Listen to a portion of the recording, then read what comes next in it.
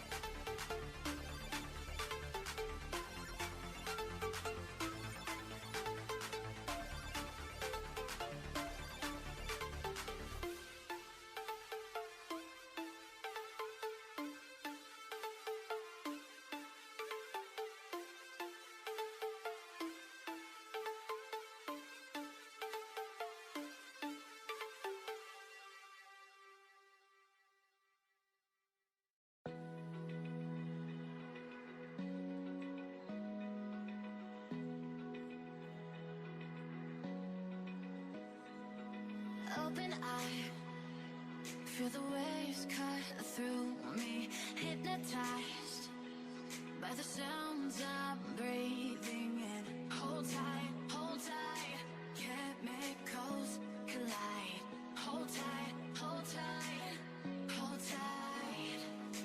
Dripping lights paint the skies, all because of you. Dripping lights paint the skies, only you can make me move. You can make me move.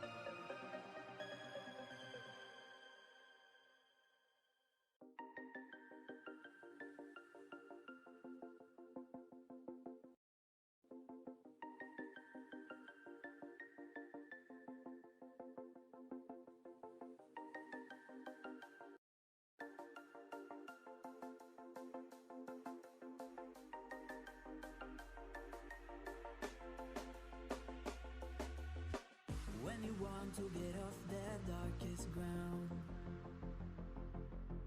But gravity pulls you straight down. Earth from a bird's eye view. You should grow feathers and say this too. When you want to get off the darkest ground, but gravity pulls you straight down.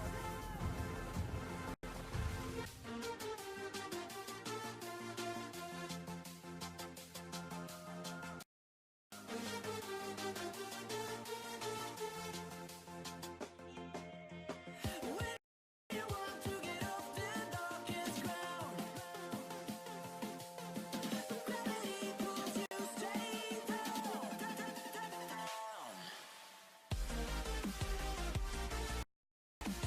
Clear sky.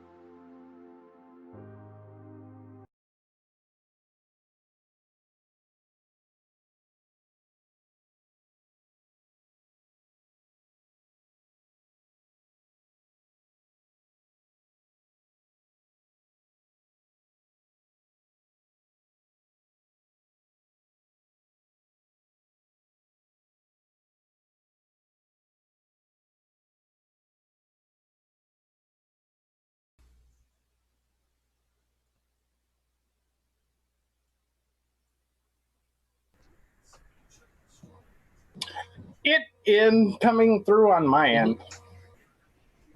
My volume is turned down, so let me turn it up. I'm going to mute myself and some.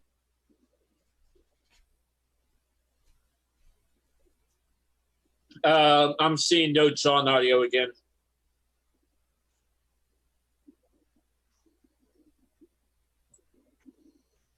Of course, he asked that and then disappeared. Yeah. So, So I can hear everybody but John, but I can hear him in the background on the computer. So if I get close enough to the Twitch, I might be able to hear. no one gets back, we'll yell at him. But Fix your shit!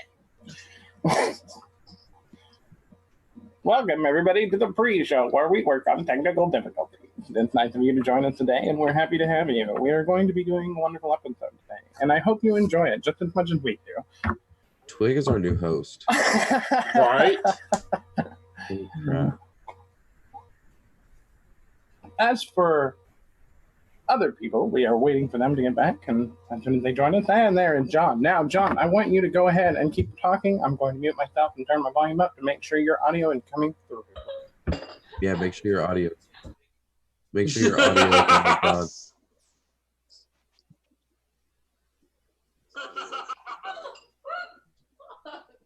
Adjust thy mute it button. It would. Giggle. No, John. It's not coming through on your computer because you have to capture your audio, remember? It doesn't capture your audio, John, because your audio doesn't come through your speakers. You're capturing your speakers to make our audio come through. Now he remembers.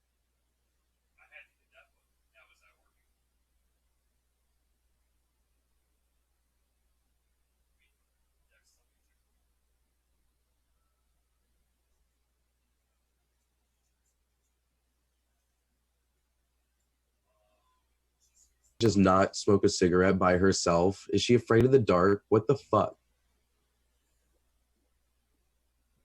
I'm just not talking. I can hear everybody but John.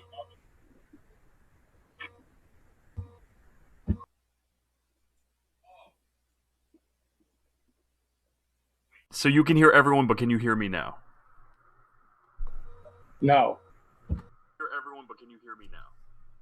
There it goes. There it goes. Yeah, I was gonna say I just clicked it, so it's my microphone. Testing 1, 2, 3. Testing, testing, testing. All right, so everyone can hear each other. Yeah. Everyone is happy. Well, no, Think I'm so. not happy. I'm congested as fuck, and I'm not going to be able to do my accent. We still need to check on Adam's audio and Bradley. Bradley's was pretty good. Brad's was good. Yeah. As long as it comes through John's speakers, then it'll get caught by the stream. Okay. All right. I'm turning my way back down to zero. Well, no, because it's supposed to be coming from not my microphone. It's supposed to be coming from the actual speakers. Yeah, that's what I know. That's what I'm saying. Oh, so that's what's happening right now. Right. Okay, so what happens is our audio comes through your speakers. Yes. Your audio goes into your mic, but it doesn't come out of your speakers because unless you have a monitor, which you don't. Yeah. So you had to turn your mic on for XSplit in order for it to also come through. Yes. Right? Okay. That's the thing. But I'm just saying Your the mic- audio from you is coming in clear. Yeah. I mean, I can hear mine's turned down almost completely, and I can hear us. Okay. And we got the chat up. Why doesn't I anybody care if do we- have the chat up. Tweet, talk to the chat and make friends. Guys, Talk to the chat. Title. If this is your first time here, this is kind of the stuff that we do before we actually go live and play the game. So there is no waiting to going live. This is what we do. We are here. We are working through these technical difficulties. We are so transparent. So how was your day, Maddie? It was good. I slept. Very eventful. Yeah, very. Twig, what'd you do? My day, it was very uneventful. I slept for most of it, since it's my day off, and then got up, casually ate some turkey salad from leftover Thanksgiving turkey, and sat here, played some games with you. Other than that, got ready for the stream, and now we're all here enjoying our time together, making this wonderful homemade roast in the oven. We're going to season it at 5 degrees and 375. It's so cute. Twig is our new host. Yep. What was that background? Ah, that is Bradley. I'm like, wait, I hear Wild Bradley has appeared. Hello. Bradley has emerged. Ah,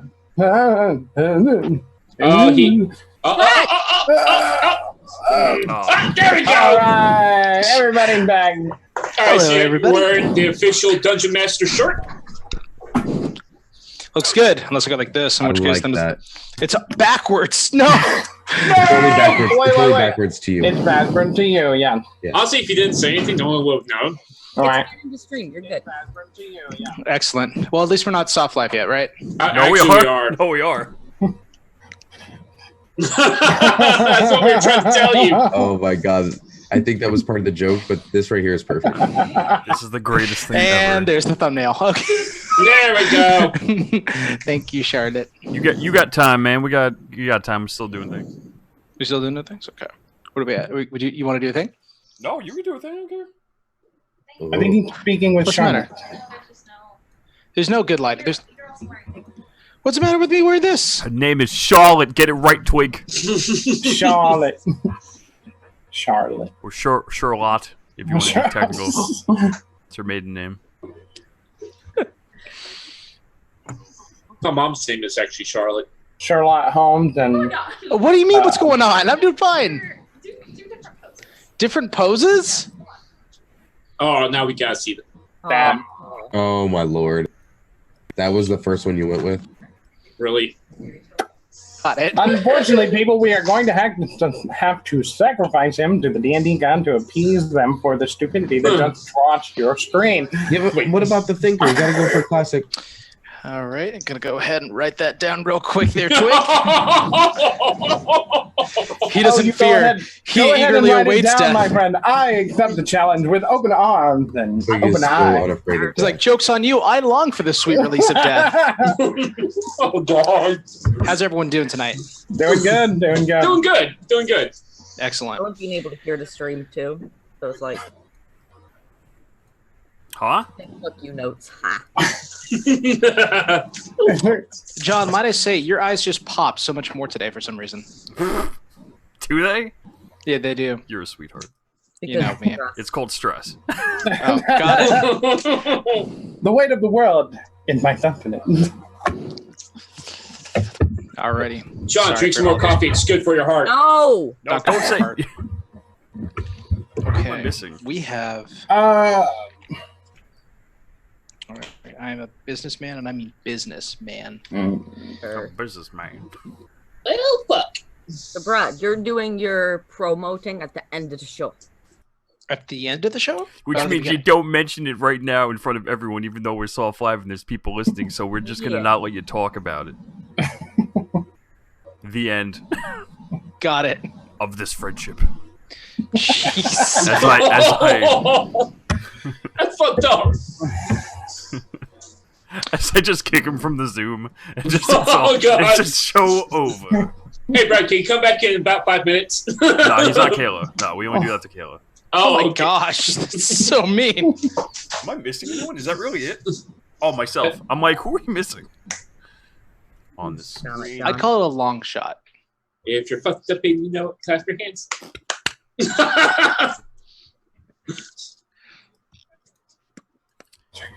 You know, Twig can clap with one hand. Did you know that? Yeah.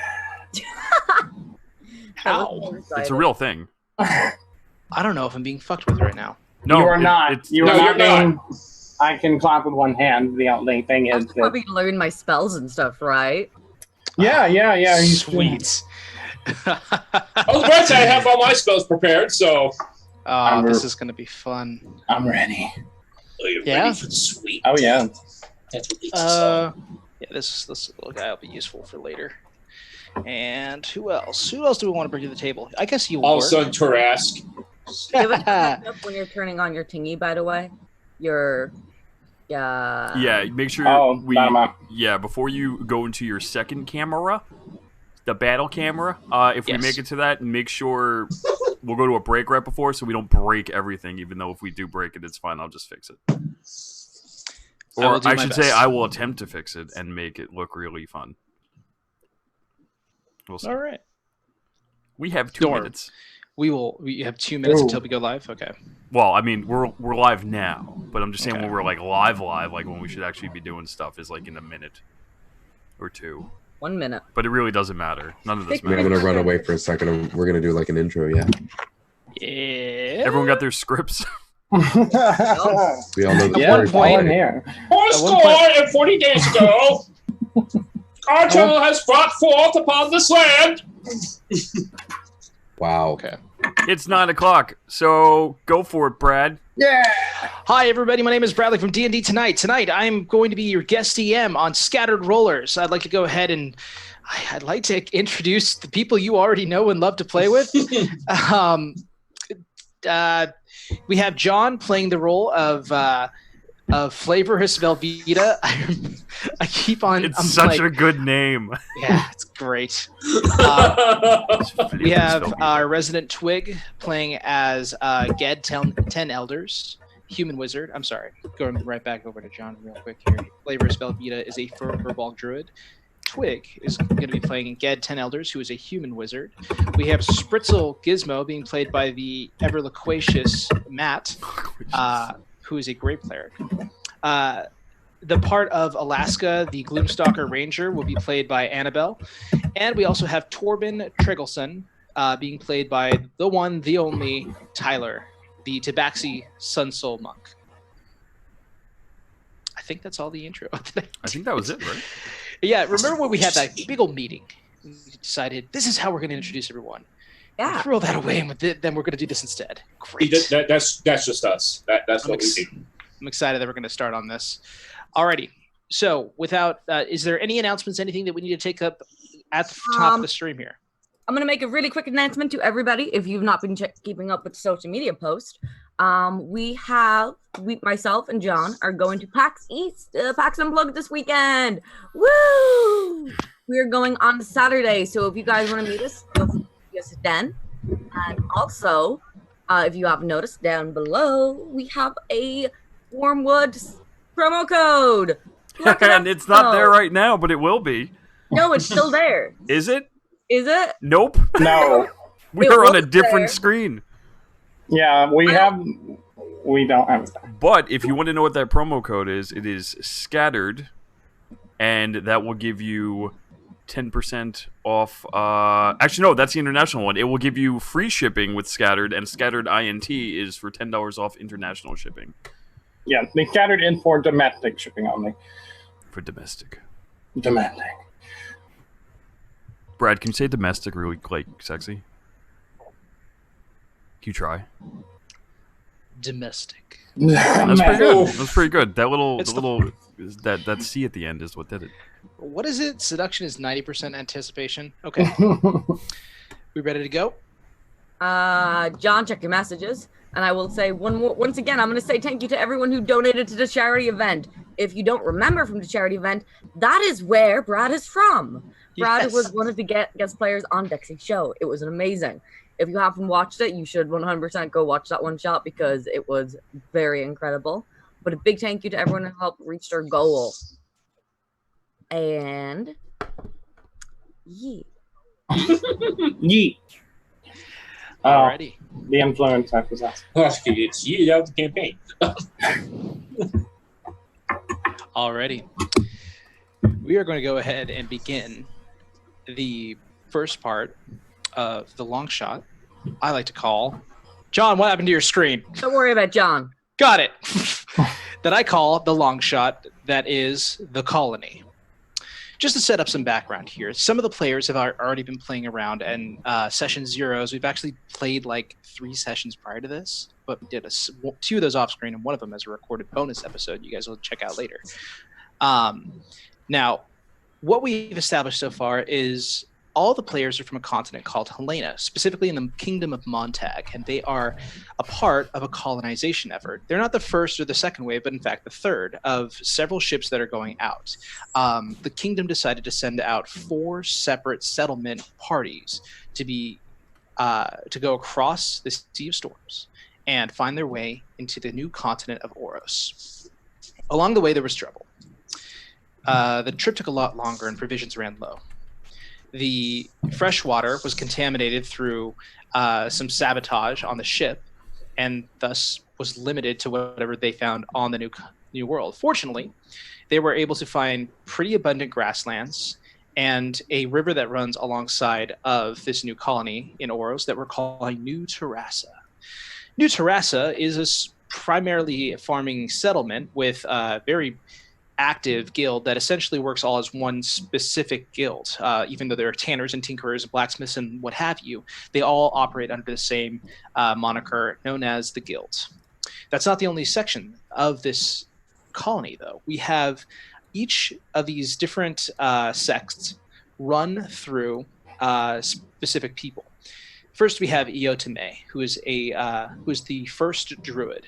She is an elf who oversees all of these circles that have converged in New Terassa. Essentially, she's in charge of understanding the local ecology, predicting weather patterns to essentially help with agriculture and to understand the flora and fauna of this new world.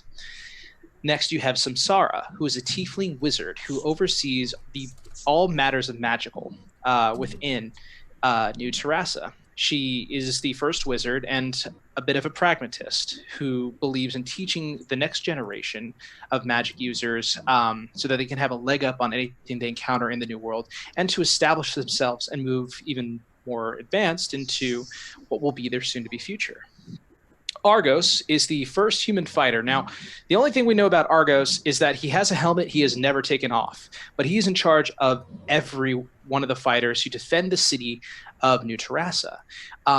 When they first found the river, they were so protective of it that they actually sent a large amount of forces to oversee that same river to keep any invaders from poisoning or possibly diluting it in any way, to essentially safeguard the only source of fresh water that they have. We also have Piotr, who is the first Rangers. The Rangers have an extremely important job in understanding the new world as it stands. Beyond New Terassa, out into the west, is a forest that has been now established as the Telsa Forest. Our very own Alaska, who we'll get to with all the other characters, actually made first contact with the Metalahavan elves, this group of indigenous wood elves who live within the forest. Piotr runs the Bullseye Brigade, which is essentially an expeditious sending crew that goes out into the forest and marks specific landmarks for boons or banes to the colony. And lastly, we have Ippis, who is a dwarven cleric of Lathander, the first cleric in charge of missionary efforts, healing, and other matters pertaining to the spiritual. Each of our members here are seen directly under each one of those first council members. Mr. Ged Ten-elders reports to Samsara, the first wizard. Gizmo, Mr. Gizmo, Spritzel Gizmo, my apologies, sir. Oh, no. Is overseen by Ippis, the first cleric. Our Alaska is overseen by Piotr, the halfling ranger. Torben has decided to throw his lot in with Argos, the first human fighter. And finally, we have Flavorus, who is who works directly underneath Iotame. Now, this group isn't just a ramshackled, thrown together, met in a tavern kind of folk. These folks met over finding a specific route. The third problem of New Terassa is that there was a huge disease that worked its way through the colony, causing high fever and a lot of death. This group in particular went out into the forest and found the fiend root after encountering a very nefarious tree, which might show up later. After finding the fiend root, they were hailed as heroes and put onto a second job to investigate a black market system that had already been established in the New World, run by a Mr. Jonas Fairhoof. It turned out the man was a warlock. He was subdued by the group and thrown into a cage. After the surmounting success of this group, the council decided that they were going to be put to special tasks. At this point, we're going to go ahead and discuss what those tasks were. So, Riveting. Bum, bum, sorry. Gleason Ivers, the overseer of all of the Council of Firsts, the mayor of this entire city, speaks with Argos. Ivers essentially says that the group is currently meeting in a small little first council chamber. All of you are present there. We've actually had this conversation before, but we're going to solidify what our decision is right now. Ivers says that the importance of setting up settlements were to have a trading route between all four along to the coast. Now, when we established ourselves here, we actually sent out other explorers to find them and used certain spells to keep in touch and to find out exactly where the others were. We sent rangers out some time ago, and they have not returned back for months. What is supposedly supposed to be a very short distance, we have found certain things are impeding our ability to establish a trade route. Now, this wouldn't be a huge issue, but the problem is that we only have a finite amount of metalworking and supplies that other settlements could provide for us, as well as reinforcements. We are essentially on our own without any contact of the other settlements. I cannot understate the gravity of our terror if we're not able to establish links up with the other settlements. Now, Argos has equipped Razor, one of his finest, to... Let's keep it rolling because it doesn't work. Argos has essentially sent up one of his fighters to go down with you to find and establish this trade route. We cannot be sure of what happened, and we wish to have the roads cleared if we are to connect with the other settlement. It is at this point that Iotame, the first druid, speaks up. There may be other more pressing matters. There is a unnatural amount of frost for what is essentially what we establish as a springtime amongst here. In fact, many of our predictions from druids have led us to believe that it is in fact unnatural. We've divined and spoken with Ippis, the first cleric, and it is determined that the frost is coming from the north, towards the mountain. Now, The clerics are able to provide food and water for a time. The crops are not yet failing, but I fear that if it continues to get colder here in New Terassa, we may lose our first food storages, the ability to produce food for other colonies should we link up with them later, and eventually starvation and death will be present. Sorry, All good. Finally, Piotr comes into the room. He says, well, we might have an even bigger problem than that. Our Miss Alaska here was the first one to make contact with the Metalahavan elves. They're a very anxious and paranoid bunch, but they're looking to establish alliances along with us to bolster our presence here in the New World as we are able to do a turn-in for them. And then they very casually mentioned that there is a portal to the Abyss open up. Now, they've sealed it behind all sorts of doors and safeguards, but they're saying that the last time they checked on it, it was getting bigger than it was before. Which, guys, it's only a matter of time until this thing gets big enough where it's going to start affecting us as well. Now, I think it's important to make friends with these people because if we have enemies right into the forest who've been here for a long time, they could easily outman us should they decide to take a run on our supplies. Also, they could probably be useful. These guys aren't just sitting in the woods, hanging out and eating berries. They've built themselves a pretty nice city not too far away.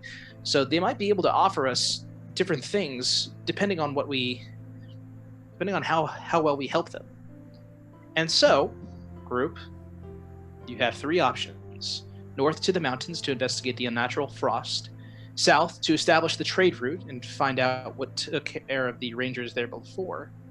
Or go west into the forests and help close a portal to the Abyss. What'll it be? I nominate the close the portal. I nominate the frost because people are going to start dying. I think I'm going to side with Flavorus on this one. I forgot to use my voice. Yeah, I think we should close the portal. Why the portal? Because it's a portal. Oh, sorry, Torben. Things can come through that portal that could very likely kill a whole lot more than just I feel like it would I kill feel like so many people. Happening, but instead we're side railing. So I remember we were going to do, or I feel like that we were going to do the frosting because people are going to start starving, and it snowed like yesterday, so people are going to start starving to death. And personally, I love clerics can keep them fed for a time. I think we can buy some time. Clerics aren't exactly going to be able to help us fight monsters that come out of that fucking portal. Unless it was like a really good cleric. Yeah, I've known a few good clerics.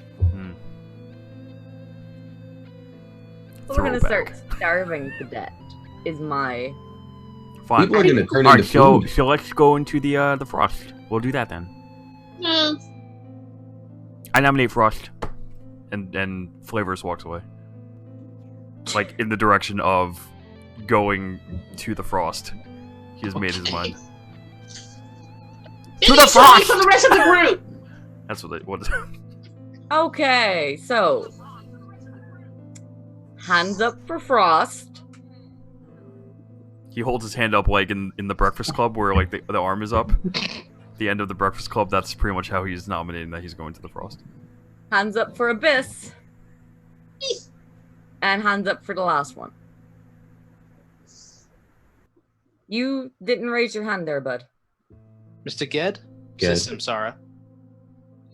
Hey, Ged. Yeah. What do you propose? Well, considering the options that we have laying before us, all of them need to be dealt with. The order in which they are dealt with could very well decide one thing or another. I believe it will, and I believe that if the elves do happen to turn on us, or we happen to make a trade agreement with them, if we go to them with no food, no water, no supplies to offer them, then why do they have a reason to make any type of deals with us? If we Because we're going to close the portal for them. I'll We just could do whatever you close want me to the do. portal, but then we don't have anything else to offer. Closing a portal is a pretty big deal. That's worth more than food and water. It also depends on if they open the portal willingly or unwillingly. Either way, it needs to be checked out because they're going to come for us eventually. Can we make up our minds? Peace? The mountain would probably be for the best.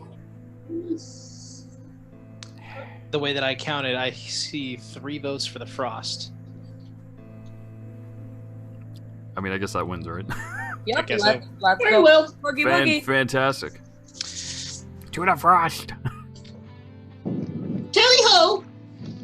You I need heard to someone say that. Especially, you want to ride on my shoulder? I would love to ride one of you. Okay. So, Flavors picks him up and puts him on his shoulders.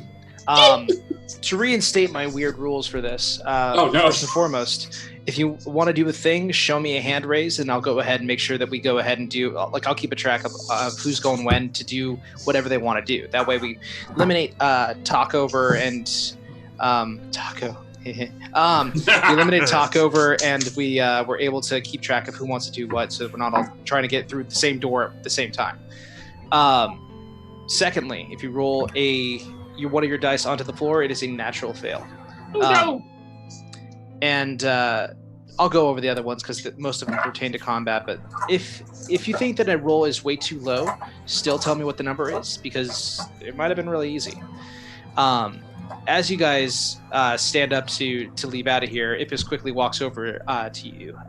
This kind of older cleric with a more gray in his beard than brown kind of sidles up to you and says, "Now, we have certain things for you to go up into the mountains if that is your desire. Please, follow me to the guilds." Okay. He leads you across from this area where you guys are currently at in the town square, and moves you over to basically the guild super hall. Essentially, you walk in, and it is a huge warehouse of so many different actions being done. You have metallurgy happening in one part of it. You have the bending of metal, the tinkering of tools, tanners, people who are basically gutting other animals, tearing off their skins for furs. And it is in fact some of these fur traders who you go up to, and it says, "The council has sanctioned that they are to be properly prepared to head north. And so, I need all 5 of these people to be outfitted with furs warm enough for them to endure through the coldest winters that is approaching us." Without another word, the guild begins to hand you different furs. All of them white furs that you can go ahead and wear on Jon Snow style if you so choose. They are also accompanying sizes, so we don't have a huge train for Mr. Spritzel. Thank you! Just You were bundle also up like provided Yoda. with you were also provided with climbing gear as well, should you need it. Stuff that can easily move over snow for long distance travel, and climbing gear to climb the surface or the face of the mountain if that is indeed your intended destination. Ippis says, "If you need to provision yourself in any other way, I suggest you do so while you are still in town. Once you head up north, it may be a very long time until you come back." I need some arrows because I feel like I'll run out eventually. Right this way. Ippis takes you over to essentially a kind of the blacksmith of the area. They are currently casting bronze armor for some of the members of the Fighters Guild, and there's this kind of grizzled old dwarf who's kind of wearing like a helm over his head that looks like it has almost a welder's device on top of it, and he comes over. He says, "What can I help you with?"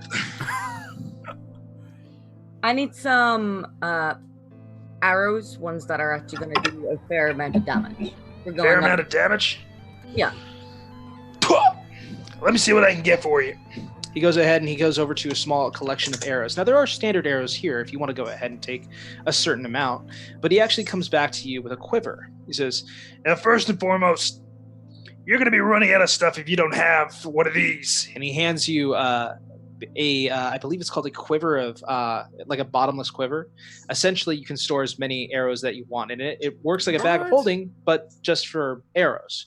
So if you need different ones, all you have to do is think about it to grab it from your quiver and fire it. Now, that's just a little trick that we do for you here. You know, not a bunch of hickly-pickly nonsense. Now, what you're looking for is ammunition that can pack a punch. So, I can go ahead. While I go ahead and find this. Here we go. I have some walloping ammunition. When you hit something, it's got to be pretty sturdy to stand up, otherwise it's going to be knocked prone. I can offer you 10 of these if you are so interested. 10 of them sounds amazing. All right. Well, you have that and however many arrows you could fit into that quiver, which, might I say, is a lot. That sounds, I'm going to do 50. 50? Alrighty. Yeah. Sounds good. Is there anything anyone else would like to procure while they're in town? Hey, man. Talking to the dwarf. Sure, Ibis. Sure. The blacksmith one. Right. Yes, the one she was just talking to. Correct. Yes. The voice you just had. Got it. Hey, man. I typically use this here spear. Fuck, this accent is just I can't stick with do it, man. You got it. You're the best. None's gonna let you down. Do you have anything else that might be kind of like this, but like a little bit stronger, a little like magical or something?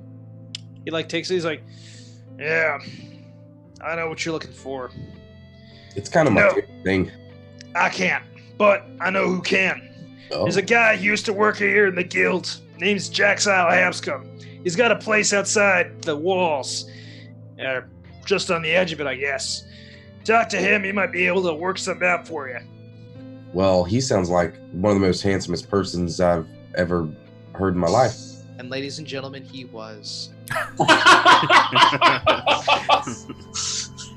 Before anyone leaves, did anyone else need any kind of armor, supply, weaponry, any kind of tools? Yes, Mr. Flavorus.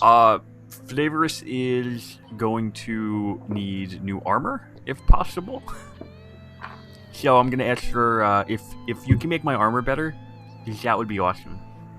It's good, but I just want it shinier and just stronger, if possible.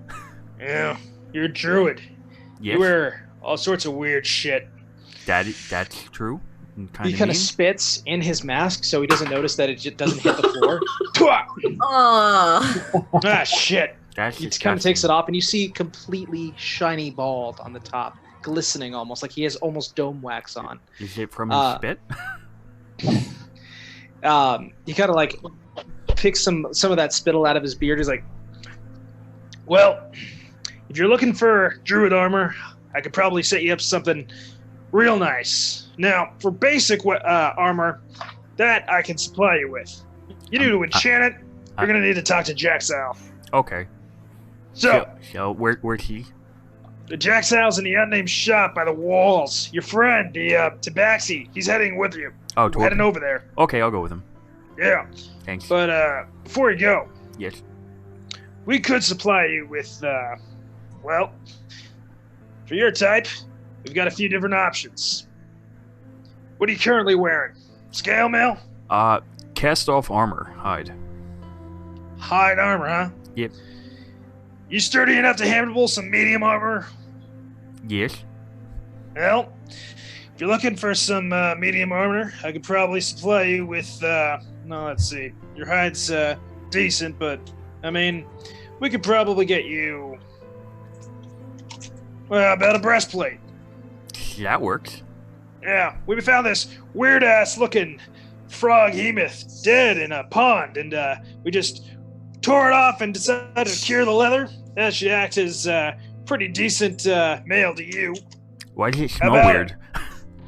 Well, I don't know. It's been dead for a while. We cured it 100 times, but just some things don't wash off. Kind of like my ex-wife. I've always been single. I've never been married. Now, we got you, Hi. What? We got you some breastplate, which is 14 plus your dex modifier. Yay! So Excellent. enjoy thank that. Anything else Santa can get you for Christmas? Santa doesn't exist here. Why did I say that? I have one final request.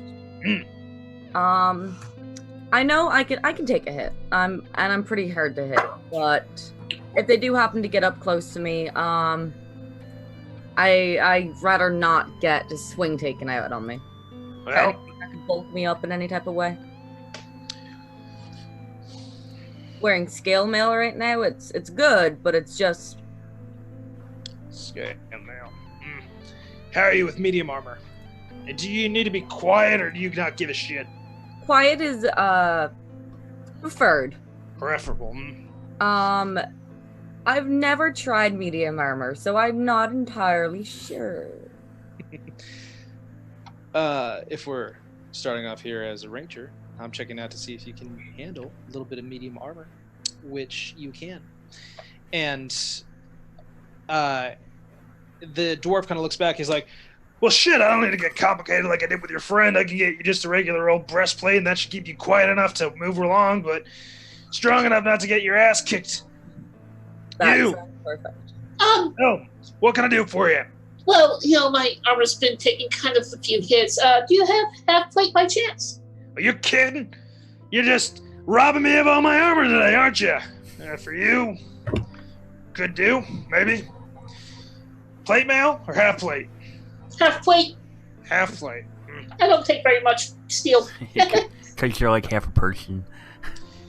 Shorter than half a person. I can definitely supply you with some half plate for sure. Now, my only concern is, can you handle it if it's that heavy? I should. It's just medium armor. that it is. I'm double checking to make sure that gnomes can in fact. I believe they can. I'm just doing my due diligence. Oh, no. Of course. Yeah. Oh yeah, you're good. All right. We'll set you up with some half plate. Yeah. Thank you Shifter. very much. Out of character. The breastplate Yes. doesn't bring up my AC at all. Breastplate? Yeah, when I do it on D&D Beyond. What? You selected it? Did you equip it? Yeah. It says it's meant to stay at 14. Because I have a con of +1. It's your dexterity modifier that add to it. Oh, then that should be +3, so I'm right now. Well, hang on a second. If you're putting on breastplate, the maximum that you can increase by is 2. So your max AC should be 16. Is that the case? Yes. Okay. Well, then it's doing what it's supposed to. What'd you have before? Hide? I had Gale. Gale. I'm looking Scale at mail. I'm looking at your character sheet right now. So scale mail and breastplate are the same. The only difference is that with breastplate, you do not have disadvantage on stealth checks. Oh, so I can just take off the skill mail and not have disadvantage? And Well, if you take- put on the breastplate. Yeah, the breastplate will give you straight rolls for stealth. It won't give Okay. you disadvantage on stealth. Okay, perfect. Yeah. But he does say, if you're looking to get it any tougher than that, Jack Sile's your man. We don't do enchantments here. Not anymore. I feel like there's a story behind that, but another time. Hey man, don't worry about me. I'm Boy, you mean this glowing... No, go ahead. I'm a monk. I don't need no armor. Eh. I mean, Well- but I really respect what you do. I mean, I've got a lot of family who are blacksmiths. Yeah. I'm just gonna find my way out the door. Yes, I like your anvil. Thanks. He's already gone. All right. No, I'm still here. You just can't see me. You just sneak Ow. monk. I You're got alive, you. motherfucker. Skitty. Yes, sir. Flavors is going to follow Torben because we're both going to the wall at some point. So when he leaves, I'll leave. Okay. You guys head to the unnamed shop. It's not far away, and you actually cross by the Bullseye Brigade, where Alaska frequents a lot of her time working under Piotr. You walk to the unnamed shop, an unassuming unnamed, a building that as you approach, you hear, and you see some smoke coming out of the windows a little bit, and you hear a lot of cursing in Elvish. Running. As you walk in, there is smoke like covering this area. It's very heavily obscured in this area. He's like, goodness gracious! Don't fuss over me. Just there is suddenly a gust that kind of evaporates all the air out of here, and you see covered forehead to elbows in soot is Jaxile Hapscom, the half-elf artificer. Woo. He takes off his goggles, the only white part of him that shows through, and he says, how can I help you today? You good? I'm working on something. It's good to see you, Mr. Spritzel.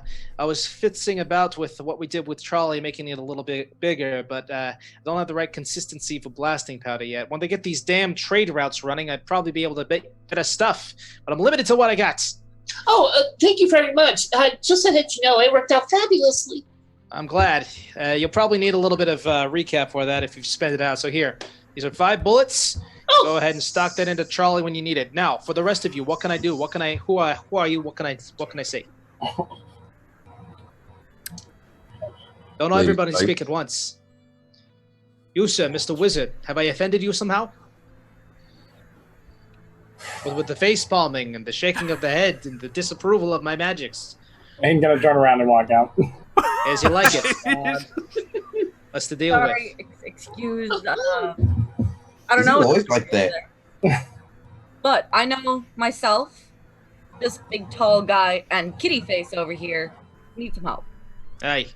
That's racist. I'm not that I kitty can do face. No, No, shit. that's very clear. You're the taller gentleman, I'd assume, unless there's an even taller gentleman standing outside, unable to come into my home. Oh, come on, please. What can I do you for? He wanted a stronger spear. Stronger spear? Let me see what you got. He just kind of holds it out. He's like, yes, I've had it for a sturdy. while. Yeah, that was But- kind of weak.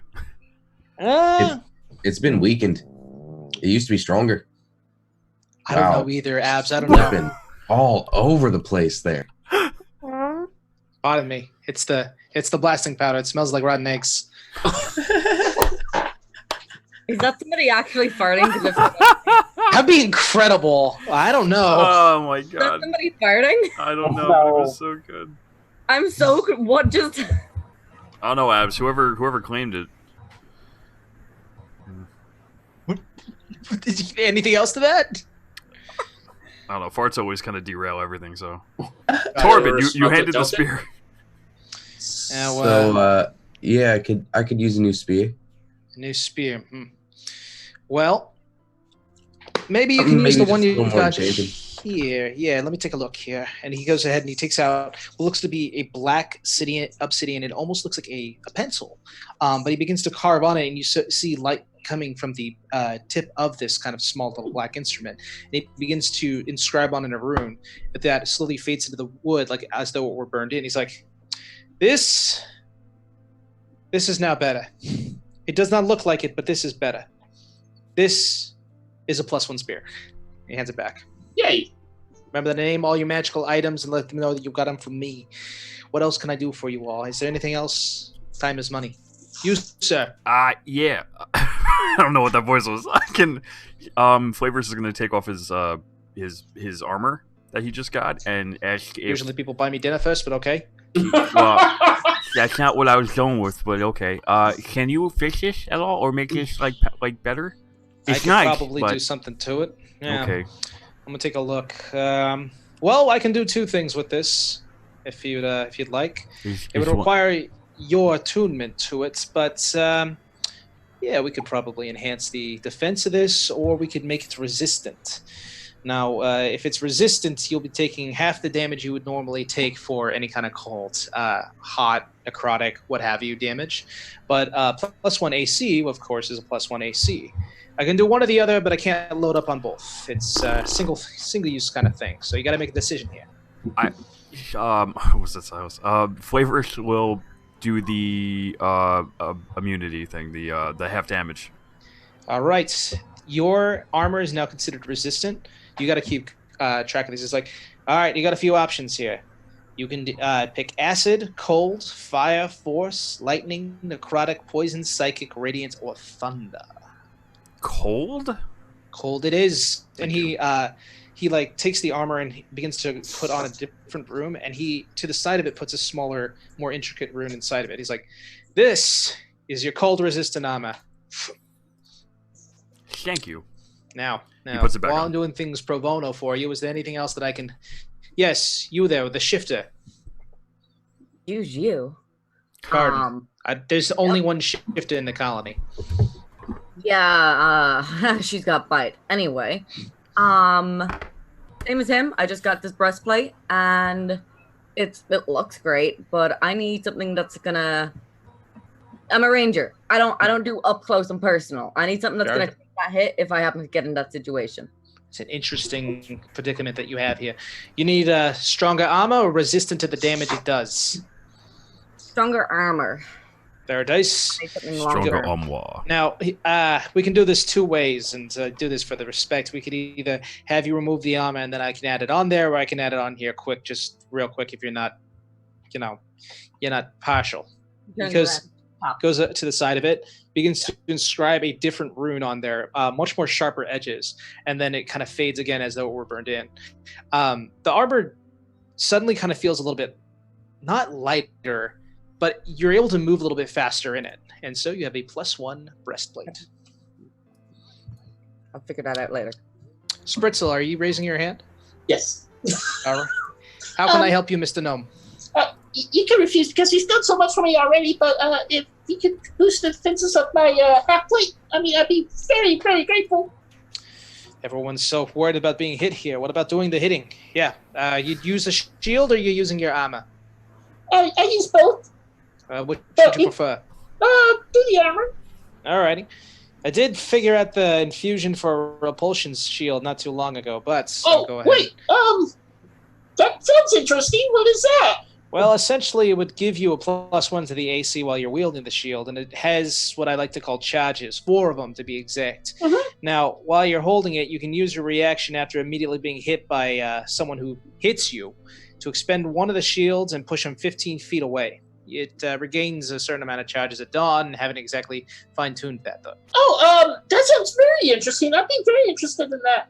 You sure you don't want the armor thing? I can do one or the other. The shield thing sounds very interesting. I like that. Let me see what you got. Let me see the.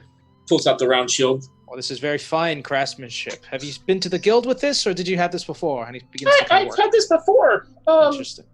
My father made it for me. Oh, and is your father here in town with you?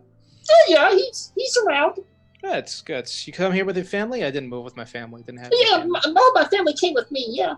Oh, all right. Well, this should be everything that you need. And he kind of slides it across the table, and then he realizes you're shorter, so he kind of like puts it down to you. Help. Thank you. Thank you very much. It was my pleasure. It was my pleasure. You, Mr. Felix, Mr. Feline, you. Did you have a hand raise, or did I imagine that? No. Yeah, I did. I was about to say that y'all are just real racist with this cat stuff, huh? Oh, no. I haven't seen a lot of tabaxis. I personally worked under the king some time ago. It was quite an experience. I will say that I said that out of accent, so I said it out of character too. So Got it. Never mind. That didn't happen then. Jack Sile doesn't have to cover his ass. Hold on. Sorry, I had to try and get the voice back.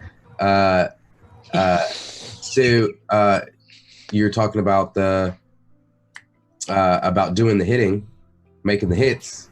I'd like to make some hits.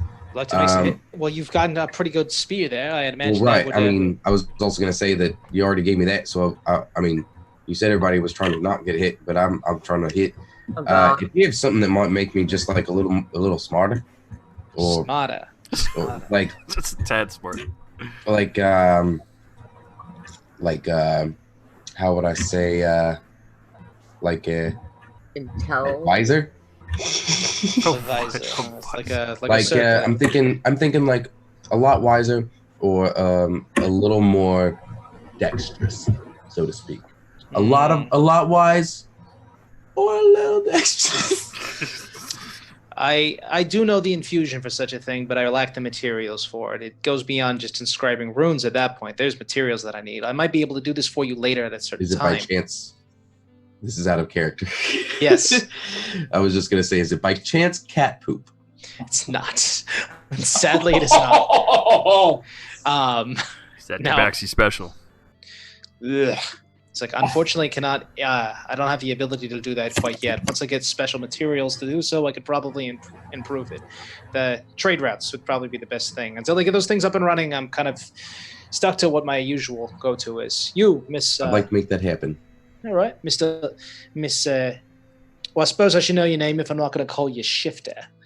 Alaska. Oh, God. Alaska. I stole the Australian. You saw it transfer. Yep. Yeah. New York, forget about it. There we go.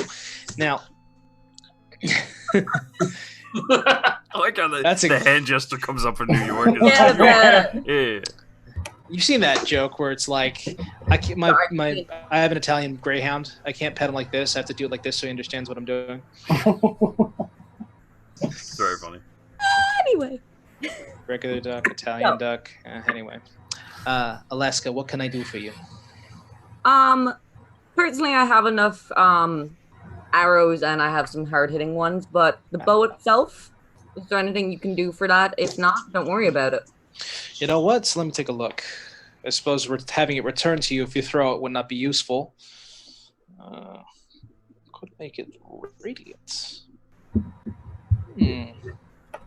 Radiant sounds interesting. Well, the problem is that it can illuminate for up to 30 feet. Can you see in the dark, miss? Haha! That's why I had this open, just in case. Yes? No? No. Ha ha ha! Yes. 60 feet.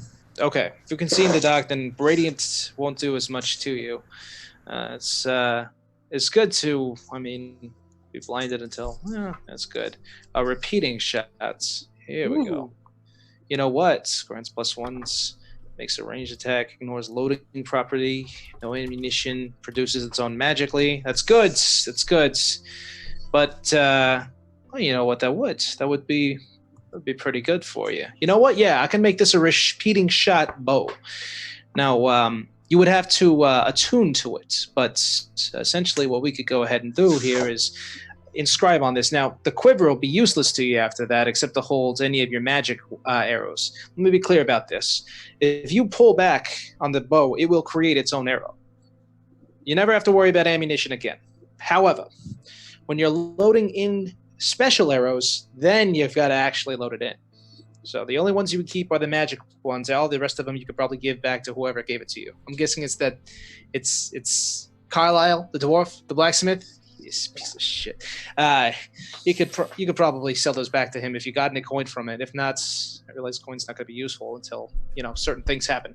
Can I just say something really quick? Yeah, of course. And you sparked the memory I had when I was in a small village once. I ran into this. I believe she was a tabaxi. She told me the story, and you remind me a lot of the story. It's something like you fucked her sister. Glad we're bringing that joke back. Thanks, Abs. What? Wow. Are you that person? I went across the continent. I accomplished daring deeds for a king to save his beloved animals. I invented magical wonders, and all anyone ever talks about is what that bard sang later that evening. Gosh, I moved across a continent to get away from that. Yes, fine, sure. It happened a while back. I was wondering if you were the same Jaxile. He said out of accent. I can't. It's a little rough for me right now. It's all good. So you fucked her sister? I guess if we want to get into it, sure. Yeah, it happened. What was that? Sorry. I don't know what that noise was. Yes, Mr. Flavorus, please get us back on track. Yes, can you actually find me a dentist? Because I can't stand the lisp anymore. You're going to have to talk to one of the guildsmen about that. I don't know if there's a dentist, but they can probably pull a few things until he sounds, Okay, can we get that done? Do you not want to do the accent anymore? Yeah, it's kind of annoying. It's kind of hard. All right. Within the next 30 minutes and a lot of healing afterwards by Ippis, you are able to successfully remove... Greater restoration. Yeah, you were able to successfully remove your speech impediment. Fantastic. Thank you very much. I appreciate it. You're welcome, sir. Ah, it sounds so much so better. much more different. I know. Thank you. I actually fit my 7.5 foot tall voice now, so that's great. Thank you. Yay! Deep. Wow, Sultry.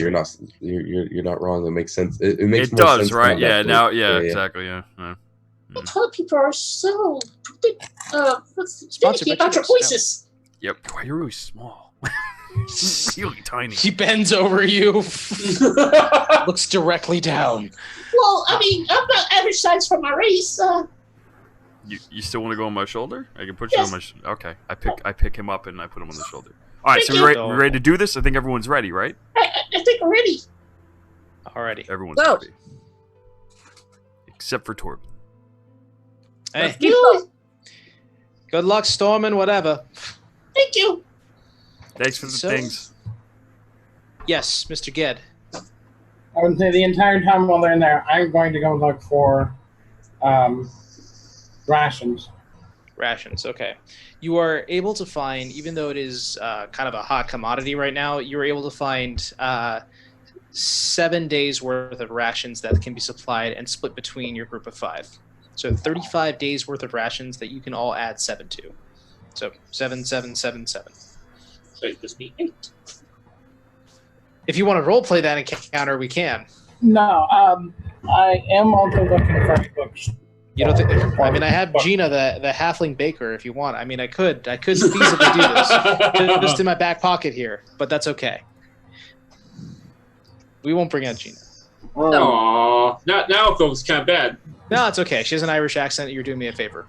I've heard about this baker. No.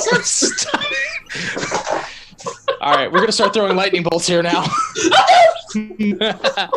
Where did that storm come from? Alrighty. Counter spell? No. You can't counterspell God. You can try! That's a little egotistical. You can't counterspell the meta. Alrighty. So, with no other direction except for head north towards where the coldest part of the storm is blowing, you guys begin to go. Head towards the mountain that overshadows everything. It is going to be a bit of a travel. While you're going there, it will take. It is probably a 2-day trip to the mountain. I would like the marching order for this party. Ahead. Okay. Not like miles ahead, just about like 10 feet ahead of everyone. You like to scout? Okay. Yeah. Alrighty, and who's after that? I'll go. I'm on top of Flavorus. Yeah, that is true. So they are working in tandem. It's the benefits of being a halfling. Right. No, a gnome. Excuse me. Goodness gracious! They call me a dungeon master, and they were roommates. And after that, Roommates! Sorry. Insert name here. How could you forget? all right, Ged, you're going in fourth. And since Torben cannot speak currently, I will put him in last. Okay. And we have Alaska 10 feet ahead. Alrighty, Alaska, since you are helming this bad boy, I would like you to make a survival check for me. This is the mountains. I believe that is a type of terrain. Sorry, do you have favorite terrain as mountains? I should, but I don't. Alrighty.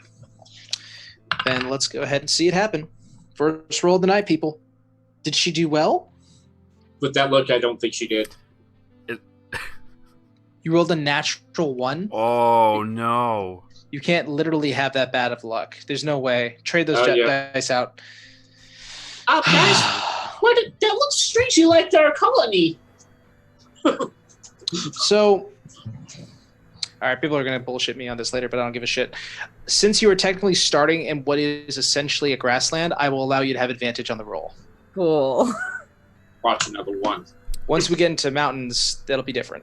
Yes, sir. Message from Torben. He walks last with highest speed. Understood. Okay. That is going to be 23. 23. All right. So, like 5 separately sized but equally decked out Jon Snows. You guys make your way past what is already starting to be snow sprinkled grasslands and farmland. And you begin to go past certain hills, and it does take some time. You guys walk through hillish terrain, moving through into what is essentially a packed snow. And it's strange how all this snow kind of comes together. It begins kind of light, but it almost looks as though there is an epicenter. Almost, it becomes to get packed in certain areas. Now, sadly, you guys want to move in the direction where it gets even more condensed with snow. So if you'd like, you can don your snow boots to be able to travel over distances. Spritzel, there would be no need. You can have them just in case, but there would be you do not need them at this time. Okay. As you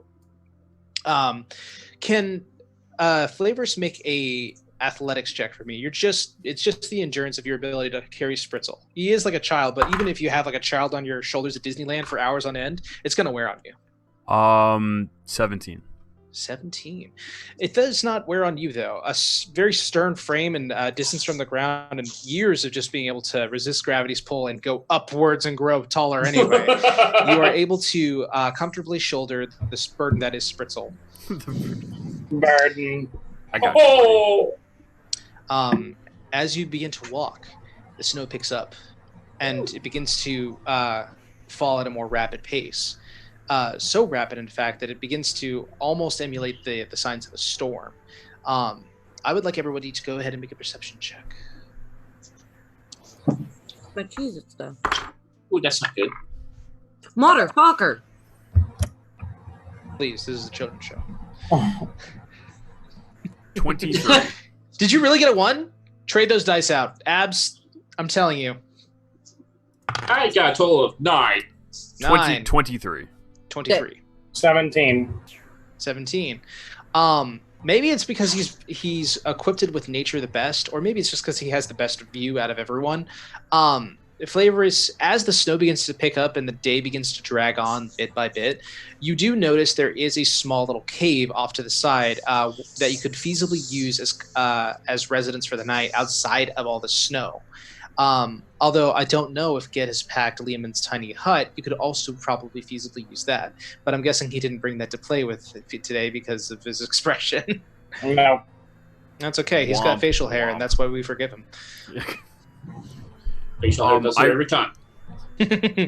Yes, So Flavorus. I relay the information, and I tell everyone that, hey, I see a cave over there if we want to take a rest and kind of relax. So Weeder. I see a rock down there. It reminds me of home. At home, I'm a rock node. So we got good with those rocks. We use them for quarries, and we use them for making statues and little ivory. that's nice. That's nice, Spritzel. Appreciate it. You're just in my ear right now. Alaska, you're still in front. All right, so Alaska's gonna go. So we're all gonna go. All right, I spin around and I go. We're all gonna go to this cave. Yep. Fantastic. All right, so we Great. go. All right, so we walk to the entrance of the cave. Before that happens, as you spin around so fast, Spritzel, go ahead and make an athletics check to hold on. Oh no! He wasn't expecting it. I'm sorry. That's all good. It'll be for I fun. straight I'm up not going to spun hurt around him like a Disney princess. It was great. much. I rolled really high. Rolled about the highest you can roll. Alrighty. You said Gripping with athletics, so that's a 22. 22. Jeez. Gripping with those thighs. I can, like steel clamps. Hold on to the fur log as he whirlwinds around to see the rest of the party, and he whirlwinds back to speak to Alaska 10 feet ahead. Is everyone bedding down into this cave for the evening? Yes. I'm going to use... I have a cantrip for bonfire, so I'm going to use that to create fire so we have heat from the cold. Excellent. Stopping inside, you are able to create a magical bonfire, in which immediately provides some much needed cold. Your fingers are kind of shivering, and they're turning red from just the cold. It's been a long time walking in the wind, so it starts to bite at your cheeks a little bit. All of this has just begun more and more miserable, but in this cave, away from the blowing storm, heat adjacent, you guys are able to take your first long rest here. Doing it. But One of us take it a watch. Well, we will go ahead and deal with that after a brief break, Mr. John. I believe it is 10 o'clock your time. A couple more minutes. It's 56. You want to go a couple more minutes? We can. No, I mean we can. We literally take a break now. We'll be back in 10 minutes. So we do that. Then we'll go return with the watches right after the break. Cool. Good. All that. Keep that pose. Just do it, everybody. Just do it. Okay, we're not on the screen anymore. Stop. Are you sure? Yeah. Yep. Oh, the puppies again.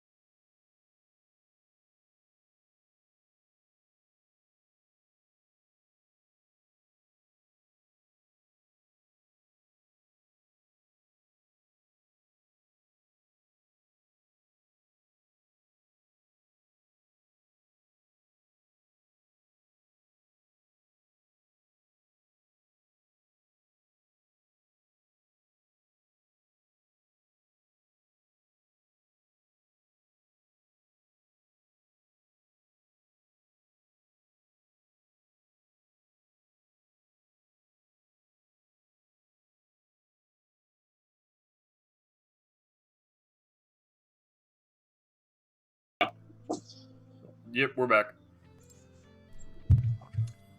Hi, everybody. And welcome back. Everybody eat food. I still see puppies. Oh, I don't see puppies no more. Oh, they'll be back. Oh, God. And we last left off on the watch. First of all, who's going to sleep first? Well, I'll go to sleep first. I know I want to attune my bow, but I can do that after. You good? I'm going to stay up for first watch, then. Same. Very good. Okay, so Torben and Alaska, you guys are going for first watch. Everyone else is going to sleep? I will also stay up for first watch. Okay, so then we're just helming the rest of it on Flavorus and Spritzel? Me and Spritzel just like relax and just kind of snuggle. I'll keep him warm. If that's the case, Torben will wait. Okay. There's a lot of room. You can cuddle here. That's fine. Thank you. Yeah, I mean, no sort milk for this. Torben, Yeah. Guys, please comment in the description below Flavorus, the shipping name for Spritzel and Flavorus. Flavorus. Show your love for Flavorus. Oh, no. Anyway, so myself and Flitzel. Yeah. it is all cool. All right. Brief hold. I can hear the stream in my head. Can you? I think so. Yeah. Okay. Yes. Okay. I would like the both of you to make perception checks. Not using the dice.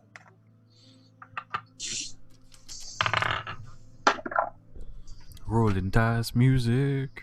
Dun, dun, dun, dun, dun, dun, dun. Dun, dun. We don't actually have dice music. Should I take dice music? Hey, baby, it's crit. Hey, baby, it's crit. Excuse There me. we go. There it is. Right there. I'm sorry. Alrighty. What did you guys get? 20. 18. Okay. So, 20 and an 18. Alrighty. As you guys are peering out, the bonfire spell now taking hold onto some provisions that, because of Alaska's latent feature, she's able to provide wood for the fire. It is now currently burning inside of your home. Some bows. Yeah. Just like burning all the arrows that you don't need anymore. Take that! So, as you guys are burning out, you look out into the moving snowfall and wind that is pushing this huge storm almost completely sideways towards the west. As you look out, you do notice, both of you, a single timber wolf kind of walking up to the cave. It stands 20 feet away from you and does not sit, but kind of just maintains eye contact. You can't be sure if it's staring at one of you or the other. Is there anything you would like to do? Yes, Alaska. I'm bullshitting my way through this. From Aurora's back. Alaska's back. Oh no! From Alaska's backstory. Nays, I don't know what it is. It's like my name starts with an A. Me and Alaska's backstory. Could she stand in a territorial way? I know how wolves do that. If you want me to explain. Make an intimidation check. Awesome. Don't fucking not one me, Dexy. How dare you? That was for the. Aha! Not 20 plus 1. All right. Fucking screw you, Dexy. Sorry. I have it at 22, so there you go. Ged, you notice as the body language of Alaska shifts and almost becomes nearly animalistic as she kind of maintains this brute gaze towards the timber wolf. The timber wolf looks at it and goes and begins to like wander back off into the snow by itself. You guys can now use this opportunity to speak to one another if you would like to just have a conversation. You may, otherwise we will go to the next watch. Well, that one drink you have there. Let's call it a learned skill. I'm not sure if it was the best thing because this could be its cave and we just scared it away from its home forever. But we will only be here for a short time, so it will know that we're gone afterwards.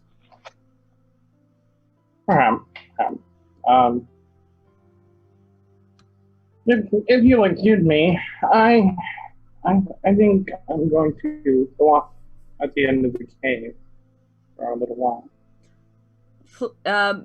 Be careful and let me know if you see any tracks of sorts. Very well.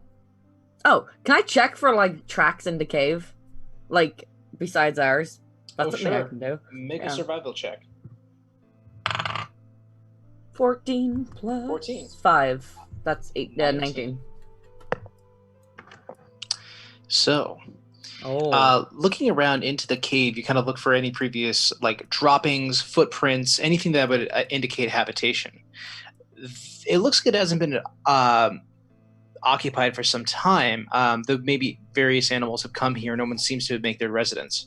One thing you do notice, a print in towards the back of the cave, and a scrape on the top of it indicates that there was a creature very large that once lived in this cave. It's from so long ago and probably several winters ago, but the etching on the ceiling and the indent in the ground has remained over time. Can you smell it? Make a perception check, sure. 16 plus, I think 5. Yeah. 21. You smell dirt. You smell dirt, and well, I mean, you do. She just starts sneezing. You're using a perception check, so it's beyond just smelling. You're kind of like touching the ground and kind of like trying to get a sense of if there is anything here. It looks like it has been far too long to indicate what creature lived here, but you do have a very definite idea of the outline. Go ahead and make a nature check to see if you know what possibly lived here. Making all the fucking rolls, Jesus. Right? Nature is. Where's nature?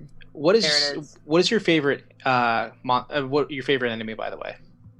I think I have 2 because of the monstrous, under common, and I believe where is it? Humanoid. Okay. I think that those so monstrous, undercommon, and humanoid. Make the roll with advantage. Ooh. Nice, because that was a 12 and now it's an 18, so 18 plus 1, 19. Okay. Don't know why my nature's so low. This is the footprint of a teenage Yeti. What? Aurora's gonna so I'm full on taking the wolf thing because I love it. But from everything else, you would have assumed that this creature has long since left this cave, probably because it became too big to habitate it any longer. She's gonna take a little mental note, and when shifts are changing, she's gonna relay the information of there was a Yeti here, but it's gone, but it still could be on the mountain itself. Okay. Ged, I due to some of the sound, I didn't quite hear what you were doing in the cave. I am going to go to the farthest end of the cave in the back. Okay. Once there, what are you planning to do? I'm going to put my hand on the stone. What is stone? What is the cave made out of? Earth? Stone? It seems to be made out of stone. There's a combination of well, you know what? You make an investigation check.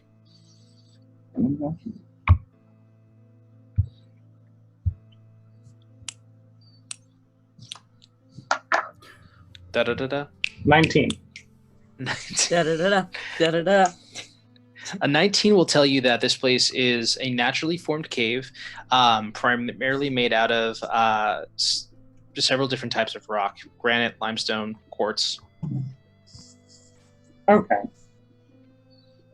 So then I'm going to go ahead and cast polymorph on myself. Okay. What are you transforming into? I am transforming into a bullet. I'm sorry, what? Wait, A what? bullet. Okay, hold on a second. Why? Polymorph. Wait. You're saying you're going to polymorph into a bullet. Not a bullet like from a gun, a bullet. Yeah. Bullet. What is a bullet? It's It's a land shark, yeah. but not the kind that Jenna Marbles Land sing about. shark. I had to nip that in the butt real quick. Creature that you can see. Why? Unwilling transformation. Any beast. So Okay. Yeah, I do not believe you can turn into a Bulette because it is It's a monstrosity. Okay, never mind. Yeah. Did you want to turn into anything else? Something that can burrow. Several creatures Badger? can have the burrowing. Yeah, badger is what immediately comes to mind. Something big enough for everybody to walk through. Oh, no.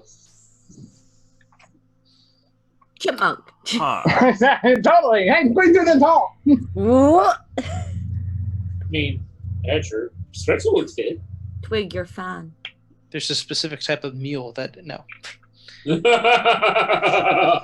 I'd say a badger, but if I'm honest, I don't know of any kind of yeah, you could say a badger or a mole. I'll say that I don't have the stats for that for either one here. Oh, wait a minute, hang on. Hey, hello. Do we have any more interesting things that we can use? Oh yeah, this will work.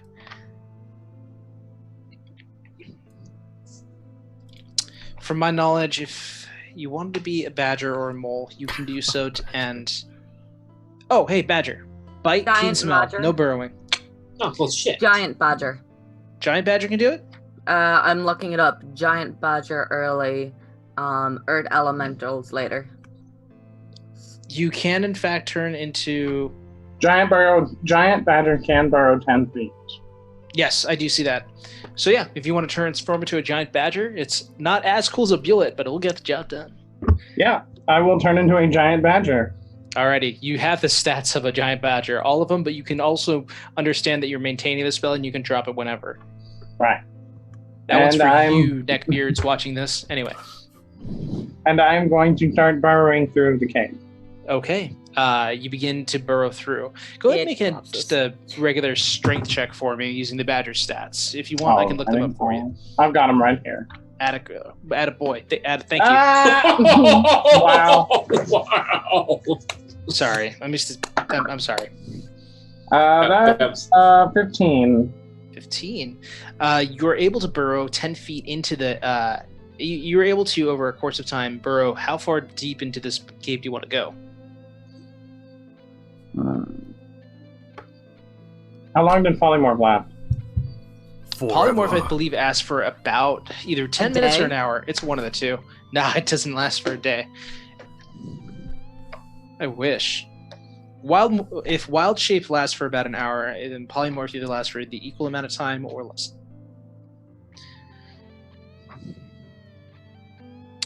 And it lasts for 1 hour. 1 hour. I'm going to go as far as I can in that hour. Okay. After throwing this caterpillar cocoon up in the air, your entire form shifts into this badger, and for an hour you were just digging straight down into the earth, and you make a pretty good distance. Since you're a giant badger, it is easily followable by any kind of humanoid. And you've created a deeper recess in the tunnel within that hour. I'd say enough time. We're going to have to do some math here. So if you're... So 10 feet by what?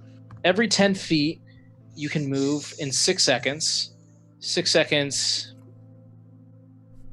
times 10 is a minute, times 10 is an hour. That can't be right. You can burrow 6,000 feet. What? So we're going up. We're not going down. We're going up. At an angle. Okay, there's a few times where you do in fact surface and you have to like redo. So I'm going to go ahead and cut the total feet by say 1,000 because it does the terrain shifts in different areas, but to keep on like moving, you adjust. So I'll say that you get 5,000 feet.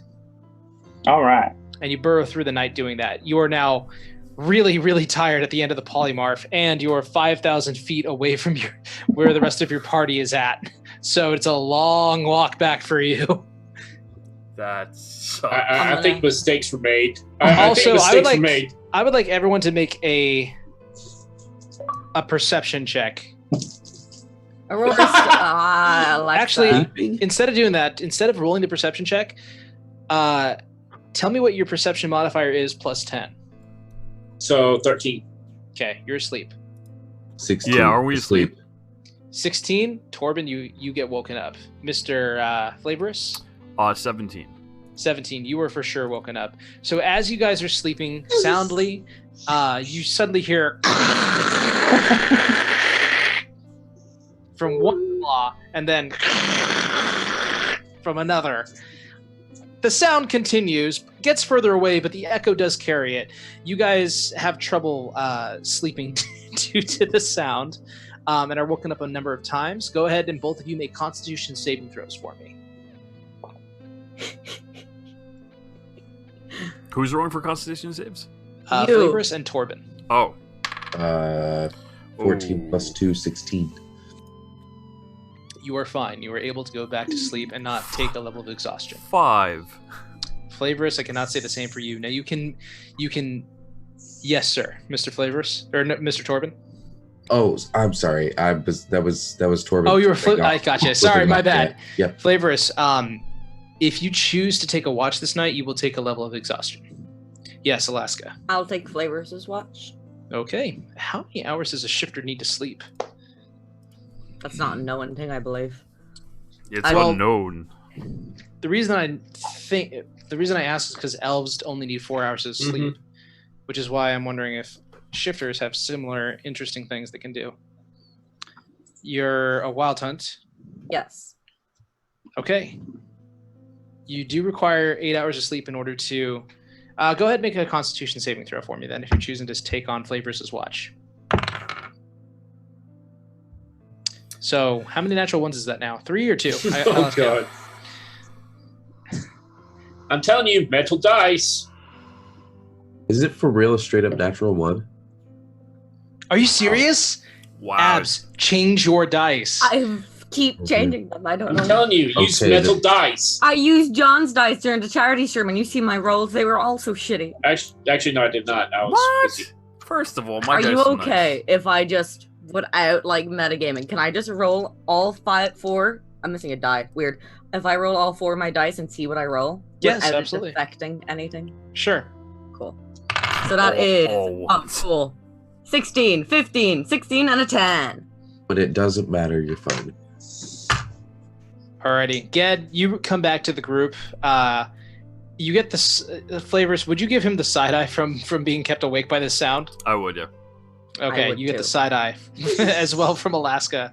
Spritzel, calmly sleeping, soundly. Wait, why didn't Spritzel take the watch? Spritzel's cuddled with me. Okay, no. If I knew Spritzel was there, I would have been like, "Yo, fucking okay. short stuff, get up." That's okay. Your So turn. then- Yeah, I've been waiting for someone to wake me up. Yeah, Alrighty. cool. I wake up So short then- stuff. Ged, you're going to sleep. Alaska, you're planning on going to sleep. You wake Yeah. up Spritzel. Spritzel, you have awakened. Oh wait, I need to attune my bow. Everything is off. I would say during the amount of your Yeah, shift, okay. you were able to attune. You're good. Spritzel is awoken. He's woke. Oh, warning, Yeti. If he comes this way, just scream. Okay. Yeah. That's a weird thing to wake up people. Okay. All He right. turns around. Does he see the massive burrow? Yes, it's magnificent. It looks like a giant badger had tunneled under night. This is a blessing from the Earth Color.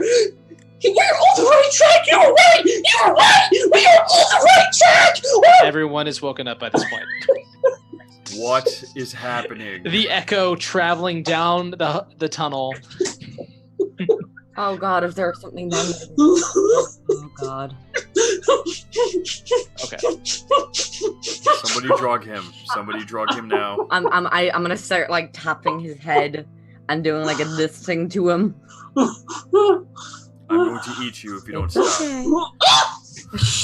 And she's a backhand fucking palm shit. She's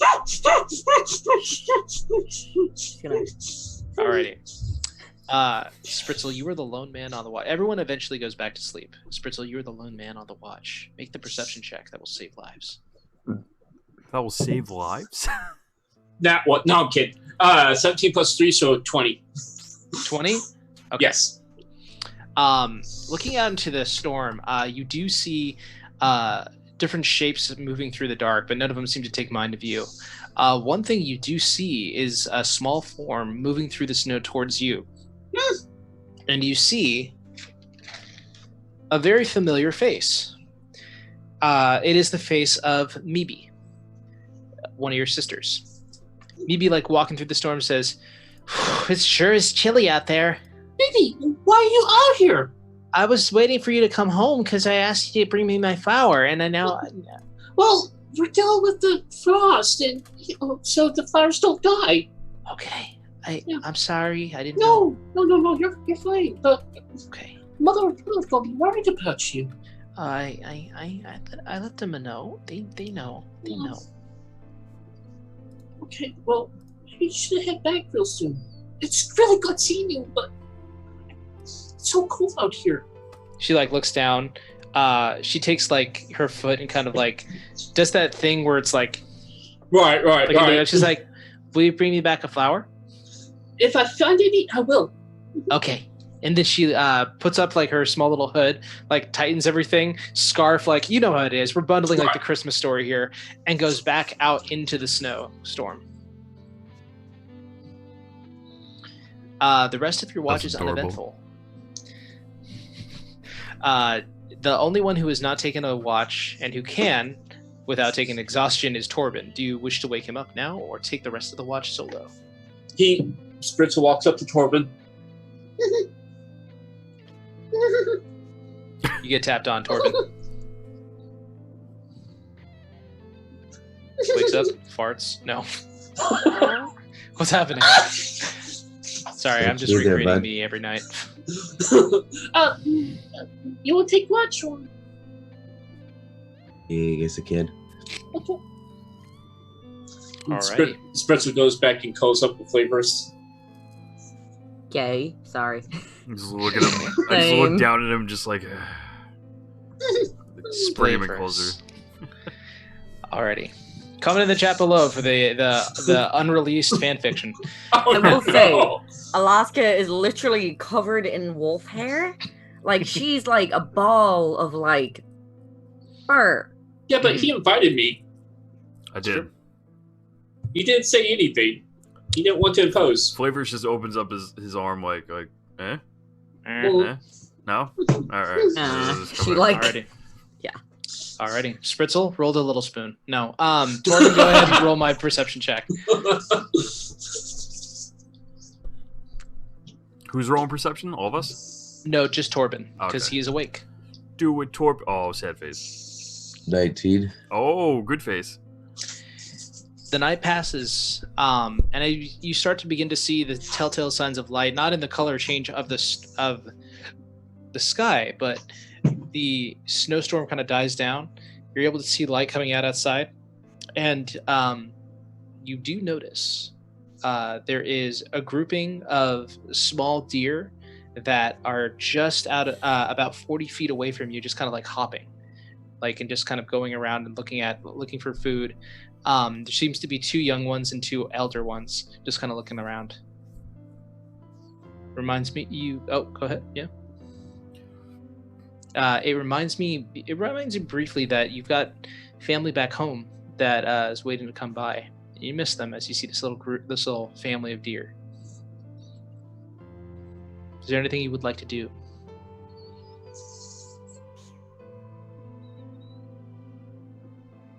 I want to throw my spirit at the biggest one.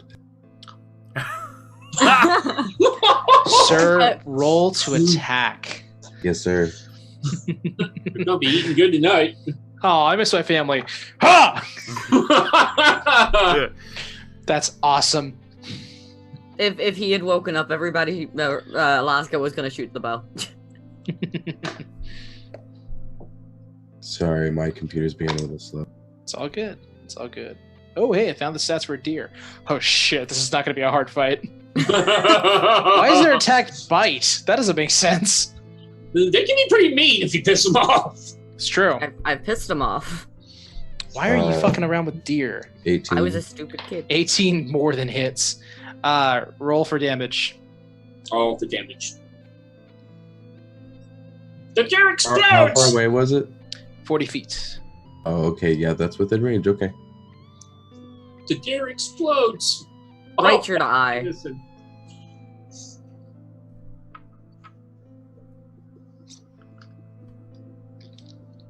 So it's a 3 + 4, 7. 7. As you throw the spear, it sails through the air, taking account of wind. It just impales onto this deer, sticking straight through it and sticks it to the ground as it just slides down the rest of the way of the spear, completely dead. He's gonna walk out and make sure that it gets it cleanly off the spear, and kind of rolls it around in the snow a little bit to kind of clean it off. Okay. Wipes it on his leg. You got it. And then spend the rest of his watch, considering that was most of the perception, just skinning it and getting it made to be all the things that it should be if it gets killed like that. Awesome. Go ahead and make a medicine check. This is going to be for your ability to like salvage parts. I haven't been proficient in medicine in a long time. This feels good. That's 19. 19. All of you wake to the smell of cooking meats. Venison is being prepared, and you don't even have to use your day of rations because there's a plentiful amount of meat that has been prepared by Torben. You guys got breakfast, baby. Woo! For those of you who eat meat, I don't know if anyone is a vegetarian, but other than that, okay, cool. Yeah. You have also salvaged a 3-point antler from either side. You also are able to successfully get its skin. So you've got all that in your pack. And you guys all have breakfast. It smells so good, thank you. Alaska is like giving Torben the biggest fucking hug. I was like, I'm glad there's somebody else that hunts on the team. Oh my god, I won't be the only hunter. Big furry cat, so it's like hugging a mink coat, wearing a mink coat. Big furry wolf girl. There's a lot of hair, people. Hey, Flavors, ever since you got your teeth fixed, you don't snore so loudly anymore. That's true. You look down at like your pocket where your 4 teeth are bulging out of that you had to remove the other day. Them so Spritzel doesn't get an idea to make a necklace or a friendship bracelet. You've got 4. There's 4 other people on the team. Hey guys, I was strapped for cash this year for Christmas, but I hope you like these. I hope you like tea. Give it time. Give it time. Oh god. The morning's come. Breakfast is consumed. What would you guys like to do? The Mongol. Spritzel's going to go over to the barrel, get on his hands and knees, and start praying to the earth caller. Okay. You guys all do see Spritzel take the time to do this. Alaska, you know what? Actually, everyone except for Spritzel, go ahead and make a perception check. I apologize. Whatever you roll, make it survival. Awesome. 17. 17. Praise be to the earth caller, the almighty Pedro, which he sends to our protection and our guidance. Stop. 30-20. Stop. 30-20, okay. Very good. 6. I pet him on the head. Not as good. 23. 23. Better than the ranger. Okay. She's trying to figure out what the gnome is doing back there. No, I gotcha. I'm surprised. So, Flavorus, you do see like the tracks from Torben had made into the fresh snow that morning, towards the deer in a way. You two are also able to notice the brief area where the wolf had come and left. The tracks are not as fresh as it happened many hours ago, and snow had kind of buried that a little bit. You notice no other tracks. Okay. If you guys would like, you can resume your marching pattern and go and whoever helms it can make the survival check into the mountains. We could go up Twig's little... Yeah. Oh yeah, it's also true. Yeah, sorry. Yeah, so I... Gnome, go first. Okay. Little guy Please lead the don't leave way. me behind me. I'm right behind you, buddy. Great view. So he's going to lead the way, I suppose. Okay. So you guys walk for about 5,000 feet, which equates to roughly about an hour's worth of travel, give or take. It's not a very easy path to tread, as it was made by a badger. It's not, going to be uniformly like, oh, it's like going on an elevator or an escalator in the airport real fast. No, it's like a lot of like stumbling through and kind of like walking around. And there's some points where you breach out, and you see like total snow has just come in through those holes, but you are able to make it to the end where Ged, in his foresight, would have been able to make like an emergence hole so that you guys can go onto the snow. The I'm trying to think of what the terrarian, because you're subterranean. You're trying to, you know what I mean, on top side. On the surface. Where did terrain leave me? Yes, surface. That's the word. Brilliance. Okay. While you guys are walking, who's in the back? It would be probably Torben if we're following what we did yesterday. Torben would have tried to take the second to front because he's not that great at survival, but he's just fast. I'll take the back. Flavorus. You're the big guy. You got to take the back. Yeah, I'll take the back so I can Flavorus, see. go ahead and make for me a perception check. Oh, it almost went off the edge. Ooh, that would have been bad. He grabs his leg. 18. I rolled an 11. An 18? Yes, 18. Yes, 11 plus 7. You seem disappointed there. Start with my plus 7 perception. I thought you said my plus 7. So did I. I was like, okay, all right, someone else. You are able to, as you near the light at the end of the tunnel, you do hear, trying to match the rest of your guys' movement, but you do hear several feet behind you the sounds of someone else walking. All right. So Flavorus is going to look at everyone and be like, I hear something. It sounds like it's trying to move the way we move. So who knows how to do the cha-cha slide? Anyone? No? Everybody make a performance check. No. I'll trust it too. Why don't you guys keep walking a little bit and I can hide in the snow and try and sneak attack it when it comes out This of the is a good idea. All right, so we're just going to casually keep walking. Mm-hmm. I'll hide. You're going to hide. All right, so Torben, lead the way.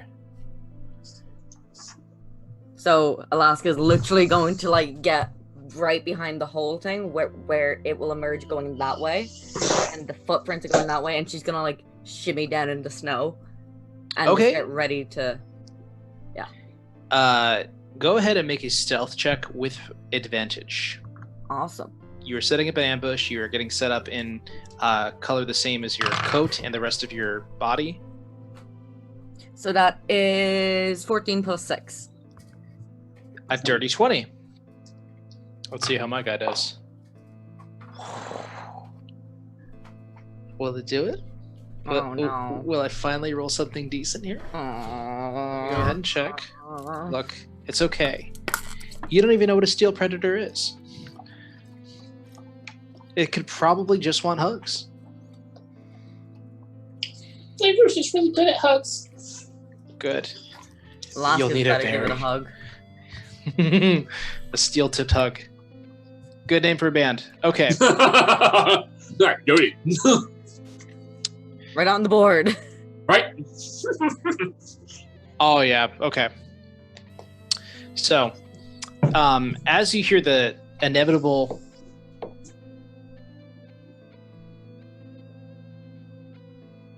You also hear a voice come up. He says, I'm worried that if I... Hang on, I gotta get the voice word right.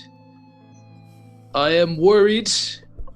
In Elvish, he says this. So those of you who don't understand Elvish, go fuck yourselves.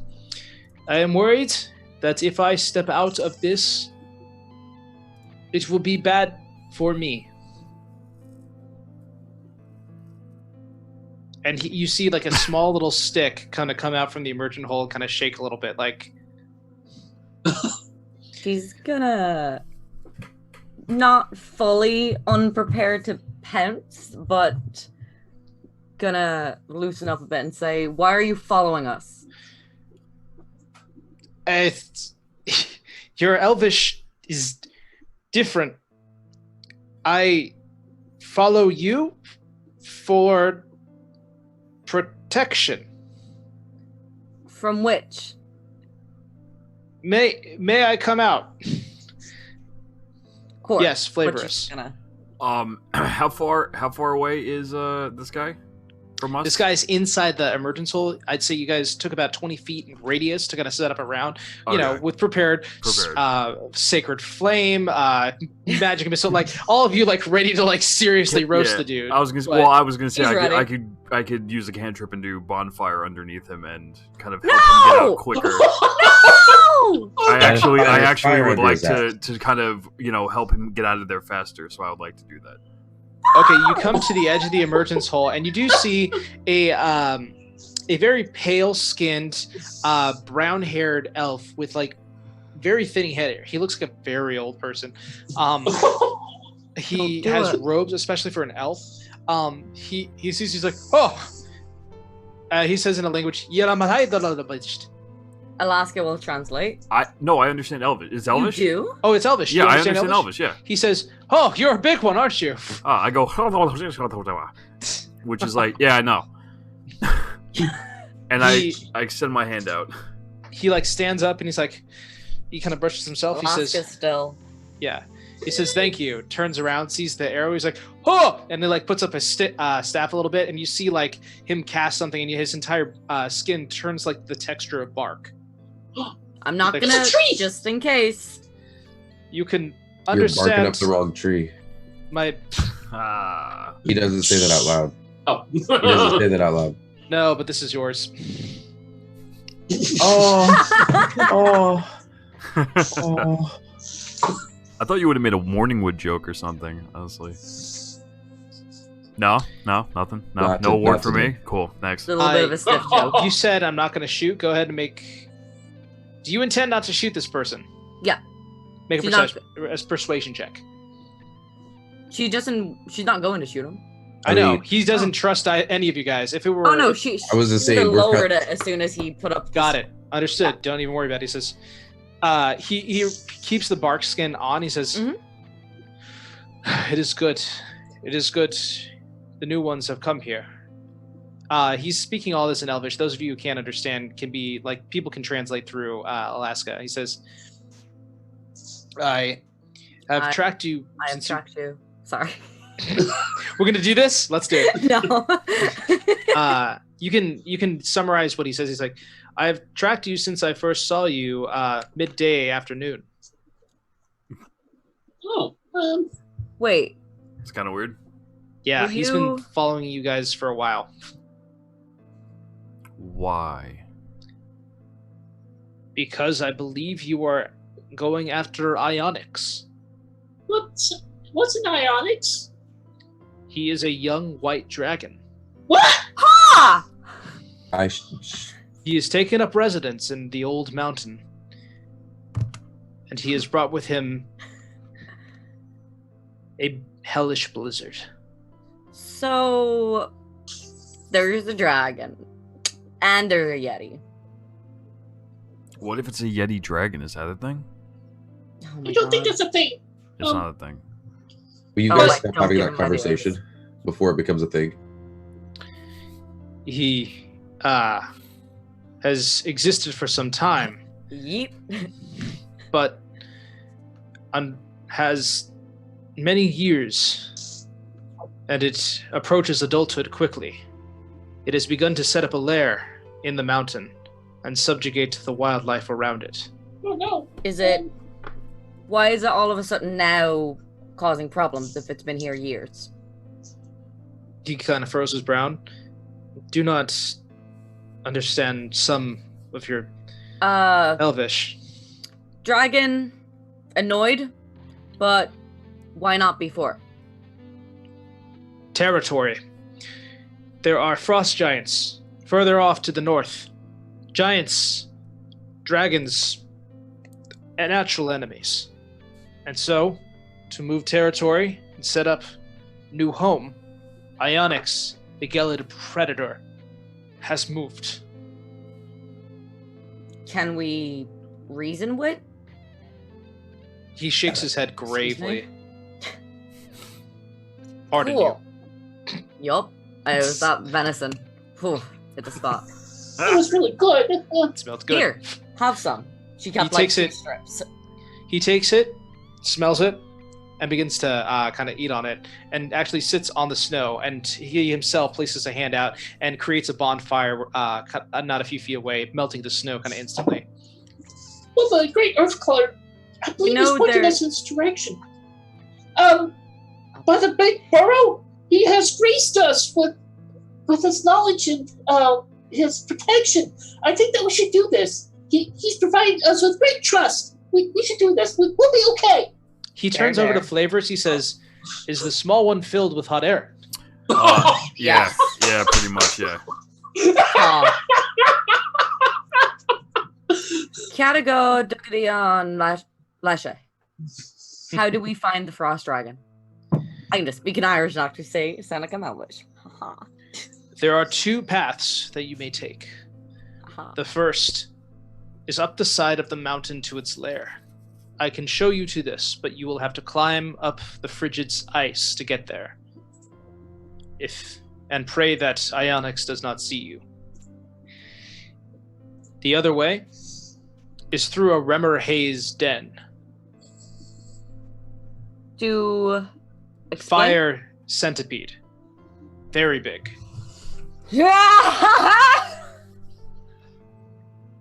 Terrible. Somehow we would rather go for the dragon. Yep. No. Remmer Hayes goes out hunting often. You may see it. You may not. You may quiet by it, like you tried to when I first came. Wait, what? You can move and avoid it. It is a deep cavern that leads into the lair. So, centipedes. I don't do centipedes. Really, really good job on that. I will Make say. a nature check, by the way. Me? Oh yeah, you. It is a monstrosity. You can go ahead and make that with advantage. Awesome, not 20. Plus 5, 25. Marvelous. Okay. Would you like to see what a Remmer Haze looks like? Oh no. Show it to the class. Why would you...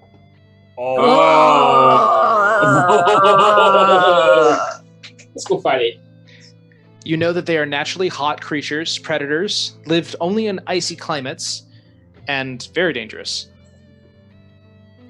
Let's go fight it. So she relays all of this information while like burying herself in snow and just being like, I don't, no. So it's a giant bug. Fire. Has Torben ever seen anything like that? Make a nature check. Would Alaska actually have seen anything like that also? You would have heard of it, but you would not have actually seen one in real life. Because of where she grew up. Yes. Kidding. I hate... It was like you've seen tracks of him and you've avoided them because of how... Yes, a 2? Okay, I will say no. The elf kind of bolsters up and says, though if you go up the side of the mountain, you must be careful. Ionix circles it often, looking for intruders. If he sees you, it is not a small fall. We could, and hear me out, not split the party.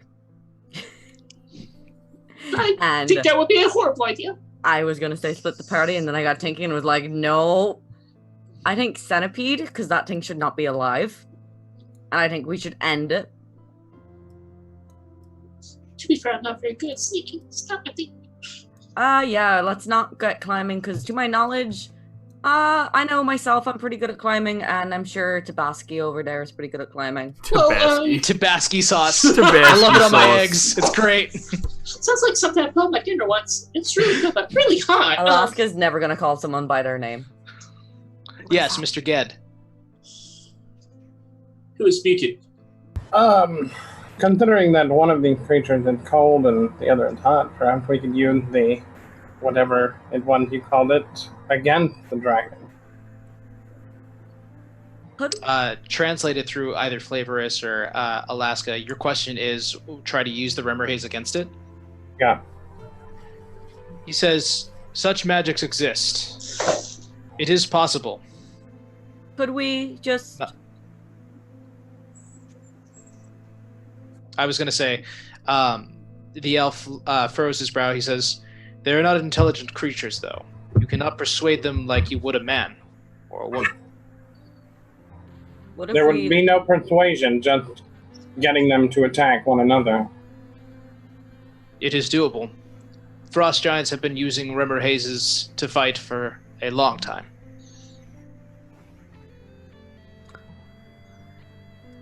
Dragon's Doable. probably not gonna like the big guy because he's big. Yeah. Sorry. And what if we draw out Fire Guy while somebody gets the dragon's attention, and we hide, and we make them go at it, and we place bets on who's gonna win, and then we figure out what to do from there. That is such a good idea. The elf nods. He says, "May be possible. However, the Remmerhaze Den connects several miles into the old base. You would have to have it follow you a great while before it actually found Ionics." Would it get bored within that time of just following us and we're able to outrun it that long and fast? He translated, he says, "Difficult, but doable. I can do that. If you possess such skills, you may have a chance to fight this creature on your own terms." Gloomwalker, isn't that a thing where you can disengage from combat or get out of melee range without getting hit? That's a very good question. Gloomwalker. I will definitely need to write someone. I know that while you were in darkness, you were basically considered invisible. Oh, cool. Even if she wasn't, I could use greater invisibility. Very true. Gloomstalker. Make it super invisible. No one Primal will see awareness is an action. You spells. can You can give yourself a bonus to initiative rolls. Iron Mind. You gain a. Umbral Sight. Iron Mind, you honed your ability to resist mind-altering prey. It does not give you the ability to well, you can use your action to disengage, but it does not... Yeah. Yeah, but everyone can do that. It's not specific to the ranger class, but yes, you can in fact do that. What if we... Hey, Speedy. Kitty. How quick can you run? Speedy kitty. Fast cat.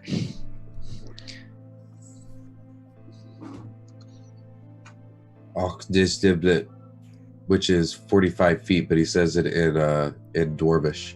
I know Dwarvish, screw you. She responds in Dwarvish. You draw the attention. She's not good at Dwarvish, but she tries. Or does she know Dwarvish? No, stop. Just stop. Just doesn't know Dwarvish. She knows Draconic. Just come on. Just. Or you could speak with a dragon, theoretically. I mean, dragons no common, but... You get centipede, I get dragon. It's fair trade. Yeah, I can do that. And actually, wait, hold on.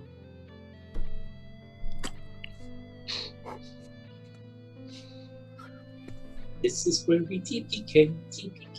Actually, that's probably not a good idea. Let's go ahead and take a Remmer haze and get the white dragon involved. I love this plan. I'm excited to be a part of it. Yeah. I'd be better off against the dragon. okay. Hey, shifter, not shifter. Wow, that's racist to myself. Wizard caster guy. Wizard. He My name is says, Ged. you may call me, not to forget that. You may call me Eiffel Toussaint. So Eiffel Tower, got it. Eiffel Toussaint. It's an Elvish word that means exile. Oh, I will get back to you on that later. Wizzy, can you turn into something? Can you turn into like a cheetah, run in, get the attention of Centipede Tingy, bring it out while I get the dragon? I will not follow you in this. Okay. Why not? Do you think better off one-on-one? These are my final years. I am not at the strength that I was to be of any use to you. My only thing that I can offer you is knowledge and perhaps a very brief distraction. If you would Why, if you don't mind me asking, exile? You make a persuasion check. Not fucking 20! He looks uncomfortable about talking about it. Says, long ago, I did something within the tribe of the Medalahaven which was considered unforgivable. I was faced to either be executed or to leave the tribe ostracized. I elected to leave. I bear no shame to this any longer. I'm serving my penance out, and I am of use to you in the information that I can give. You can help us out in other ways. You know where we came from, so you know our camp? I do not, but I know that you are travelers new to this land. Would you be willing to help? Because we're currently trying to make a peace treaty or trying to communicate with your tribe, but we don't know a lot about them. And we don't want to break any traditions, and you, sorry to say it rudely, but you know a lot about breaking traditions. In the nicest way possible, we don't want to make mistakes. Make a persuasion check.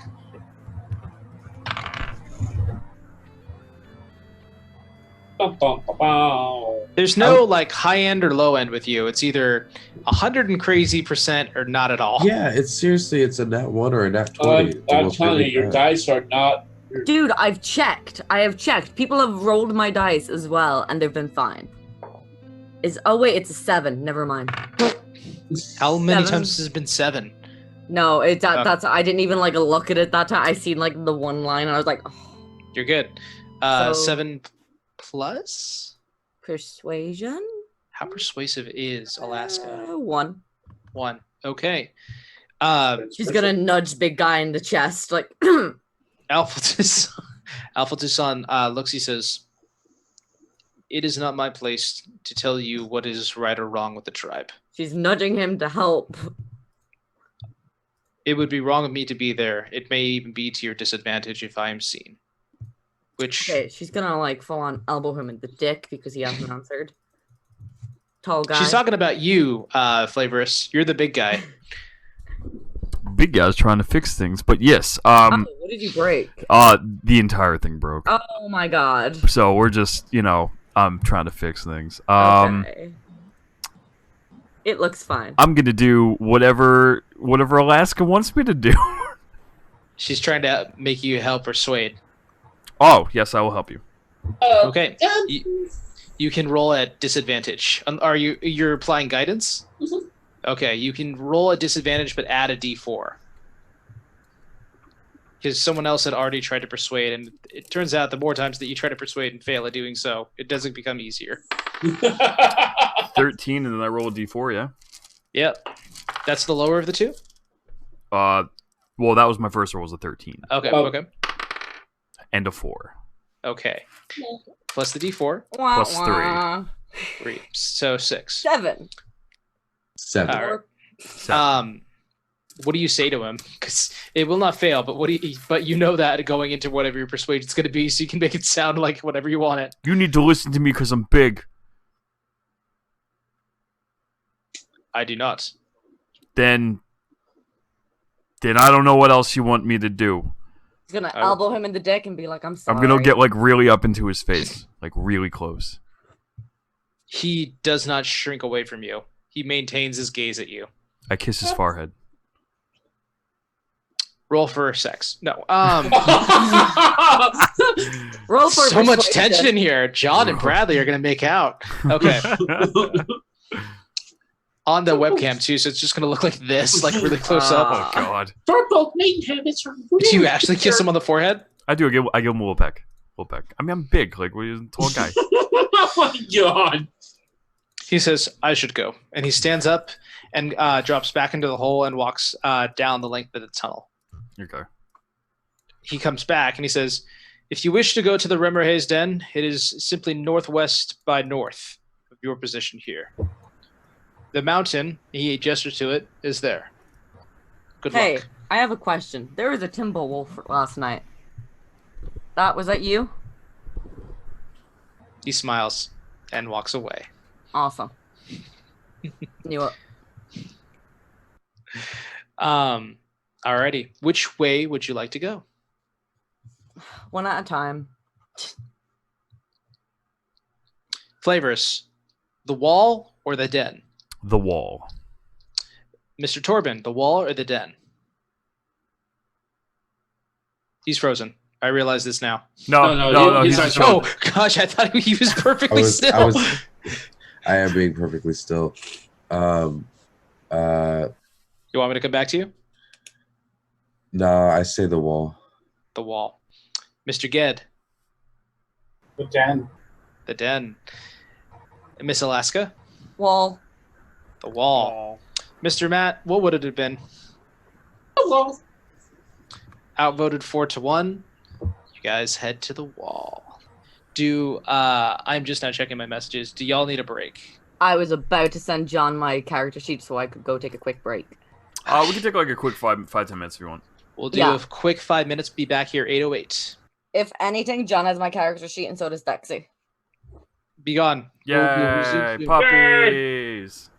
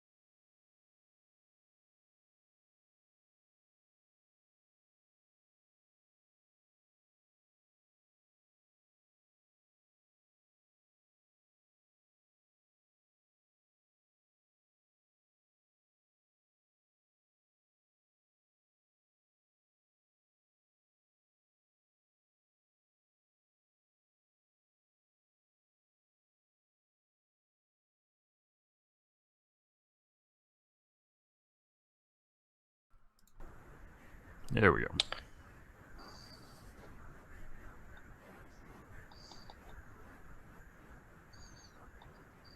The world can hear us now. Yay. Hey, world.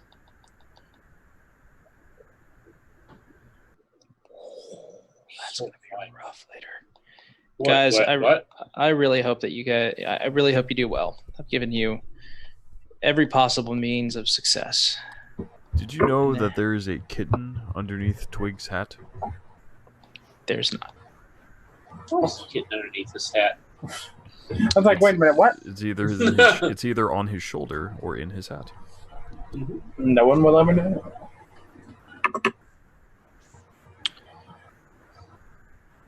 You know what? What time are we at currently? 8:11? 8:17? Mhm. We've got roughly an hour and 45 left. Okay. I'm gonna go ahead and do we want to go hard live? You want to go hard? Two things. Got- Yeah, it's 11:17 p.m. now, so we're saying by like midnight was probably the cutoff round. If you want to start now, I mean, we're just really waiting on Abs. Oh, there we go. There's an Abs. There's Abs. Oh, then we gotta go. Let's do this. Do it. Sorry, grandparents. Doing it. I told you could have started without me. We are going to start right now. Let's do it.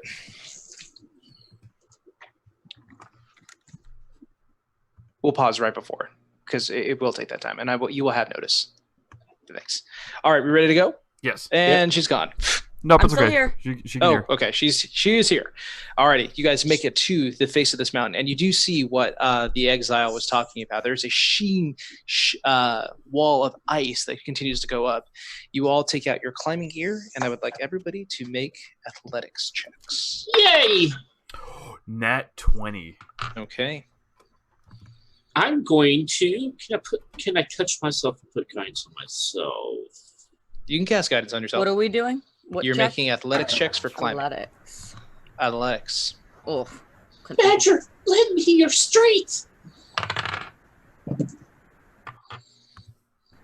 So, as a tabaxi, I can climb my speed, my walking speed. Yes, you can. I had forgotten completely about that. Um, You can make the athletics check with advantage because of that Okay. trait, but it has more to do than just that.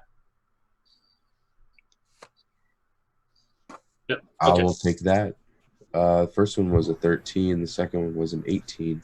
Okay. Yes, guidance on Which is myself. the full roll is a 21. 21. Very good. Mr. Spritzel? 18. 18. Very good. Mr. Ged? 2. Very good. Miss Annabelle, what did you roll? 18. 18. Alrighty. You begin to surmount your summit up the mountain. It goes well. Each of you are able to stick in a pick, bring up, stabilize yourself on the foot, keep on going up and up, and you do in fact see this small little opening in the mouth of this mountain. As you guys are making your way up here, you're about halfway up, and Ged strikes into very loosely a piece of ice that then falls.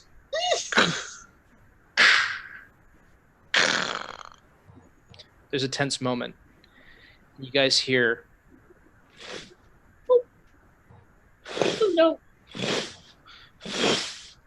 as quickly out of the mouth of this small cave you're all heading towards emerges a blindingly white dragon. Young, probably not bigger than maybe 20 by 20 feet across. Or 10 by 10 feet across. But as it emerges out, it begins to circle around the northern side of the mountain, making its way back. I'd like everybody to make stealth checks right now. Guidance on myself.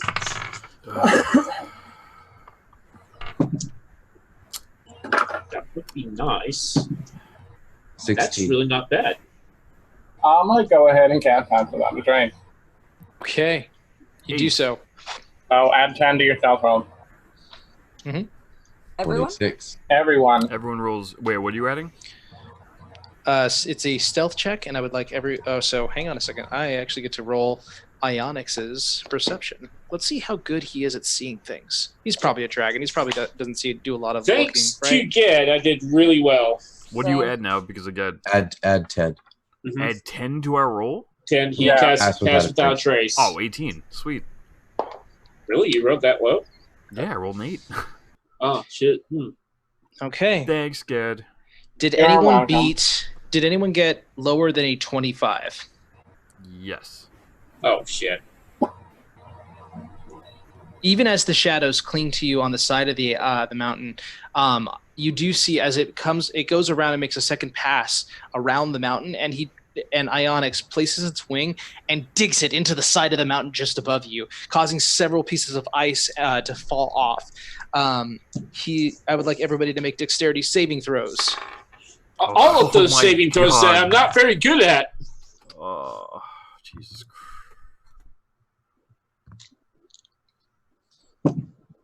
17. 10.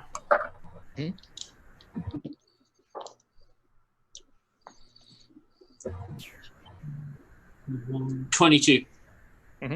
9. 11. Flavorus, Torben, and Ged, each of you take 13 points of bludgeoning damage as the ice falls and pierces into you in certain portions. Yes, sir. My armor gives me resistance against cold. Is that technically a cold attack? In this case, it is not, because it is the impact of a large object hitting you Okay. rather I tried. than Yeah, I tried. cold. No, it was a good question. How messed up am I? It is 13 points of damage. 13. All right. Alrighty. Yeah. After a while, after the ice falls on you, this kind of this upheaval of ice and snow kind of surround you, and Ionix kind of looks around, seeing if you guys are if it can detect you. Reasoning that you probably fell off, it turns back into its cave. Everybody make an athletics check to climb up again. Yay. Yay.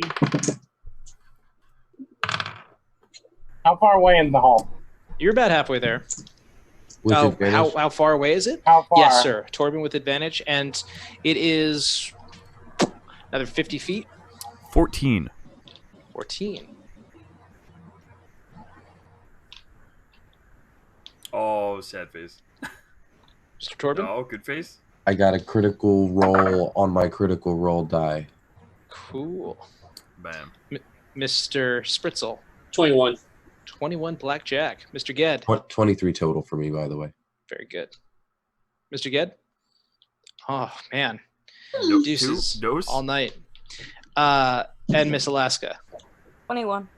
21. Okay. I believe it was Flavorus and Ged who will go ahead and cause the emergence of Ionix again.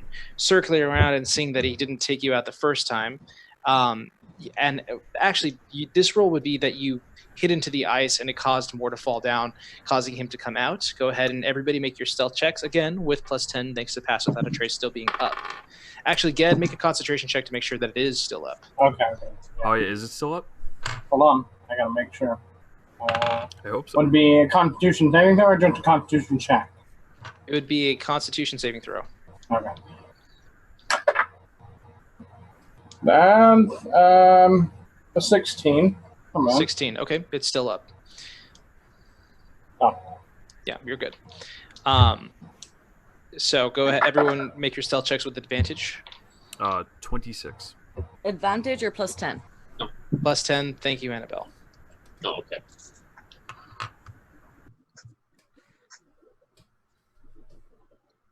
Oh, Dex has a question. Yes, Mr. Dex. Oh, never mind, no. Mr. Dex.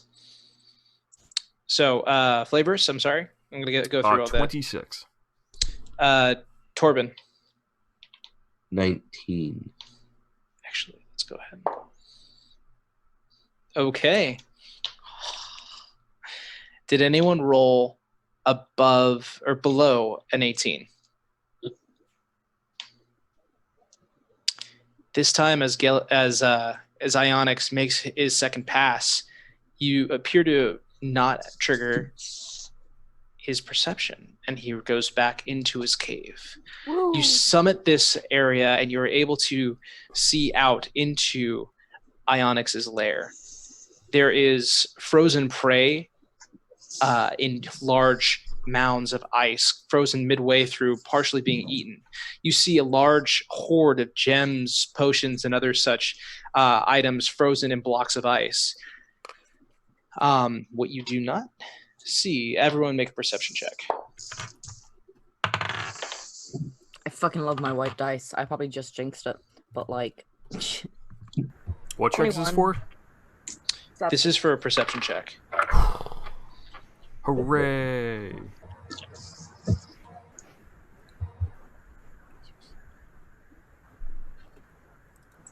Alrighty. 13. Okay, very good. Thank you. 14. 14. Very good. Thank you. 14 team. Very good. Thank you. 17.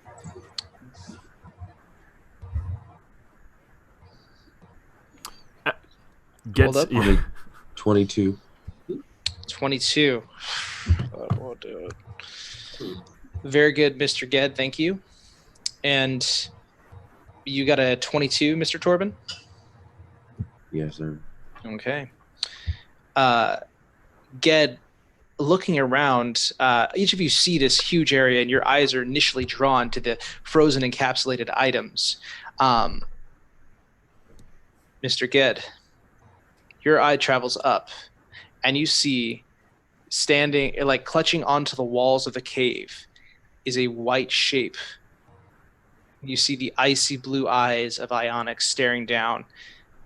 Roughly, I'd say he would be... Would I have noticed that with 21? 21, you would notice it, yes. Oh, cool. Hunter's mark. Hold on. Actually, I have a question. We haven't gotten to the fun part yet. Yes. Oh, no. I got so. Say that like I was close to Ged, right, or whoever's about to be seen, right? It's Ged, correct? About to be seen? Yeah, it would be Ged who's noticing him. That's You are all seen by the creature. Oh, okay. He's stealthed by the time you guys walked in. Oh, okay. Never mind then. Some of you notice, some of you do not. But he's about 30 feet above you. And I would like everybody.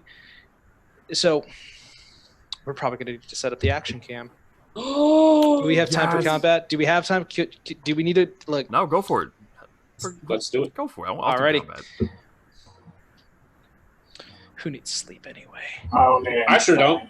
If you think it would be a prevalent idea to go into a brief hold while we figure out the stuff, we can. If not, I'll just join in real quick here. No, Why just is my swing phone it. on It's fun. It won't really mess up anything. Cool. Stand by and vamp.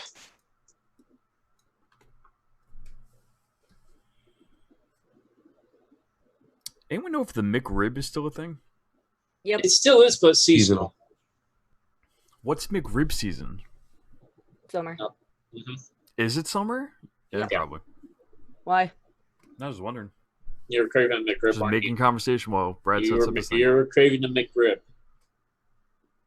Be honest, John. You want to make rib? No, I don't actually. I really don't either. I've eaten them a couple times. Not really impressed. Oh, Never are had you about one. to pull out a McRib, Dex? What is that? Ramen? Pho? I played it. Make fun. I was supposed to say it looks like What is oatmeal. that? That sounds awesome. It looks good. Is it veggies? Like a Chinese dish, rice noodles, chicken, onions. You need something spicy, man. It'll help unclog you. Huh? You need to like spicy food. You need I like know. good I Jamaican had food. hot. You saw that tabaxi sauce. Mhm. Oh, the tabaxi sauce. Oh, that's great. All I see is Brad's face. Looking I know, down. right? It's glorious.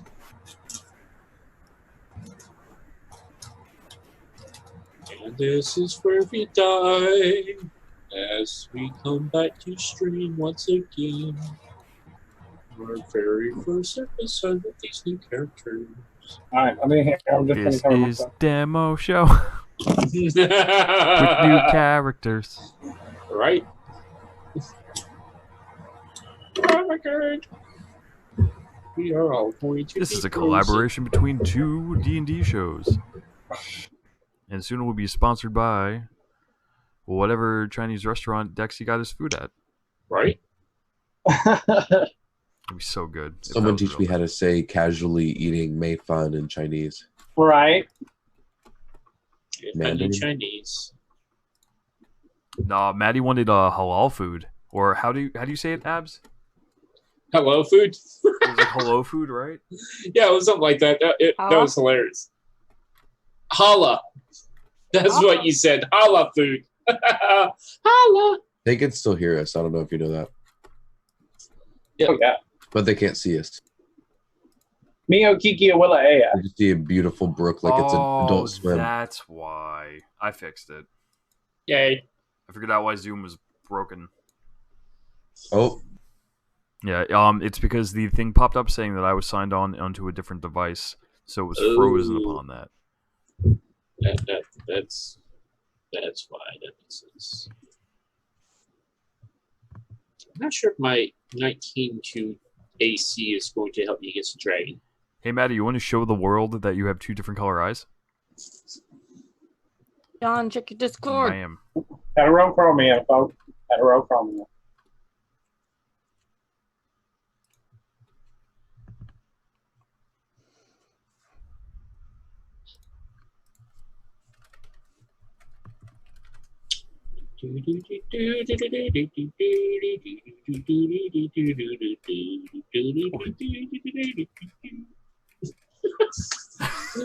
We got like, there's like nothing else we're doing. Like shit.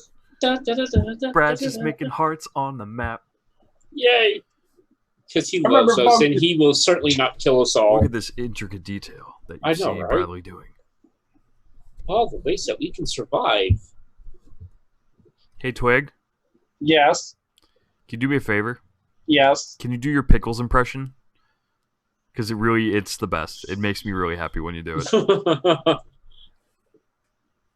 Due to copyright infringement, I will not do pickles. I will do somebody who sounds like pickles. So here it goes. It's called a grocery store, you douchebag. So good. It's so good. Brad hasn't heard it, by the way. Remember, I couldn't forget. Yeah, yeah. I couldn't That's the one that you. Okay. Yes. Hey, Brad. I don't know if you can hear me. Can you hear me? I don't think he can. He doesn't have that up. Yeah. But he does have the phone, so maybe we're making noise for that. But he did turn the volume down. So I would say he would not. Remember, ladies and gentlemen, check out our Facebook, our Twitch, and our Twitter, and our Instagram for any updates that we may be having. Yeah. Don't forget, we're going to PAX East this weekend. And we are, in fact, going to PAX Unplugged. Two people are going to PAX Unplugged. Unfortunately, not all of us can be there, which is sad. One day. One day. Brad's going to fly everyone out. Turns out my job. Awesome, Brad. You just gave a thumbs Brad, up. keep that going. means yes. Yeah, I think that was a yes, right? Right? It's on the record. It is now. This is now a thing. Brad and his wonderful wife are going to fly the entire team out to LA. To Ireland, right? Oh, that'd be Right? great. To Ireland, yeah. Actually, we should go to Ireland. Brad. We should check it out. Wait, I need to give Brad a thumbs up. Brad, right? You're going to fly us out to Ireland? Ireland? Right? All of us? What? We'll get it. Hold on. I know we'll get it. We'll get It's it. coming. It's coming. And free food? Brad, Right? Brad. Brad, right? It's a deal. It's a binding Brad. contract, right? Brad. Right? Brad. Right? Brad. Oh. Look at that. He's stroking his belly. Look at him. That's Right, the thinking. right. That's the That's thinking. almost a thumbs up. That's almost a thumbs up. We're waiting for it. We're Go waiting on. for it. Go. Brad. Going to Ireland? Going to Ireland free yeah, food? Ireland? Yeah? Ireland? Yeah? Ireland Yeah, free Ireland? food? Ireland? Ireland and free Ireland food, and free right? food? Yeah? Ireland Ireland free free food? food in D&D. Yeah? Yeah, free food? Yeah? Free food, yeah. Free food in Ireland, Free right? food. guys, he Right? probably thinks that he's commenting that we're commenting on what he's doing right now. Oh, yeah, no. You fucking assholes. Wait, I need to give him I don't care as long as we get a thumbs up. Right? We will. Yeah. That was almost a thumbs up. That was almost a 2 thumbs up. Well, no, actually, no, I got it. If we don't do it to him, then he'll do it to us, and then we respond with it. Free food in Ireland, right? Free food in Ireland, yeah. Free food. Hotels and all. Yep, hotels. Bed and All breakfast. expense paid. All the free alcohols. All the free tourism. Yep. No, Yep. tourism is awful in Ireland. All the free alcohols, right? Yep. Besides, we have a tourist or tourist guide. Basically. Dublin, not Navan, to be clear.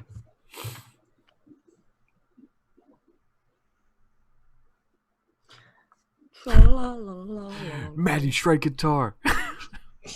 Right? Brad, right? Good? Ireland? You need thumbs Ireland up. if you're Can't good? hear you. Yeah! Yes! I went mute on purpose. Yeah, you don't know what you just agreed to. Oh, that's fantastic. I don't know what that means. We're missing someone. What happened to Torben? No, he's there. He's just eating. Still here. He's eating noodles. Oh, okay. Where is? Oh. Actually, I'm eating an unlicensed fast food product. Alrighty. I will Everybody. say, really quick, you just agreed to pay for a trip to Ireland, free food and bed, and And alcohol bread. included. Free food and bread. 3 months Not on bad. Ireland. You just That's agreed to hilarious. it. Nope. All All right. of us. Listen. I would like everyone to make a Constitution saving throw. Oh shit! Fantastic. We pissed off the DM. I don't know. Can we piss off that? Oh, you don't know. Con? Constitution, yeah. Con. 19. 19. Very good. 17 plus 14. 8. Oh, let me go ahead and just tell you. Let me know if you fail. Actually, that's 15. probably easier to just do that. Oh, So, yeah, let me yeah, know if no, you no, fail. I'm and good. then- Those of you who failed, those of you who rolled 14 or lower, will take 10d8 cold damage. Oh! So I get half of that, correct? Or am I Yes, just and if you resistant? save, you get a quarter of it. So those of you who fail take 40 points of cold damage.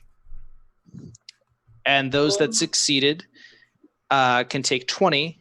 And if you Oh. succeeded and you're flavorous, then you take 10. Oh my god, that hurt. Oh, yeah.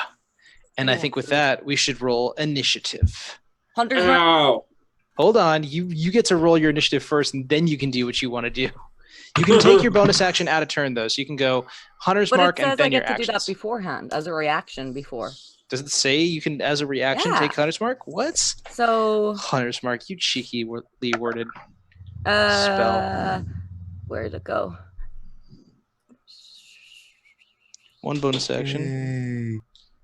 As an action, no. Oh, as an action, once per minute. Sense. No.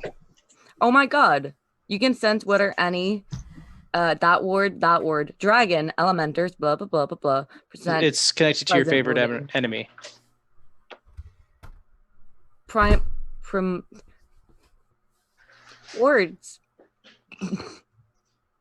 Yes, there are words written in the book. Eh. Where is it? I know I seen it. I'm looking at- Just going to die. Alrighty. If a target drops to 0, you can change it as a bonus action. But that's, I think, what you're talking about. Yeah, that's probably what I was talking about. Oh Okay. well. Alrighty. Well, let's go ahead and roll initiative. 25 to 20. 20. Okay. Mr. Torben. 19 to 15. 17. 15. I like my white die. All My right. white dice was from 14 to 10. 12. And then I assume Flavorus. 5. Oh! Okay. What's your initiative plus? 2. Oh, buddy. Yeah. I get a +5. Okay.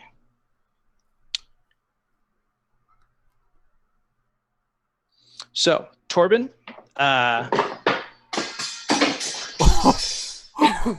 give me just a moment. Okay. What was that? Did something No. just That was fly amazing out of is his what that hand? was. The thing fly out of his hand, hit a pot, knock Can we it do a off. blooper? It Bloopers of sounded this episode, like please? it caused a whole He's lot throwing of the gauntlet calamity. down. Can we please do a bloopers of this? Oh, I'm Oh, totally gonna dear. go to like a slow-mo replay of whatever what just happened. Maddie, dance party?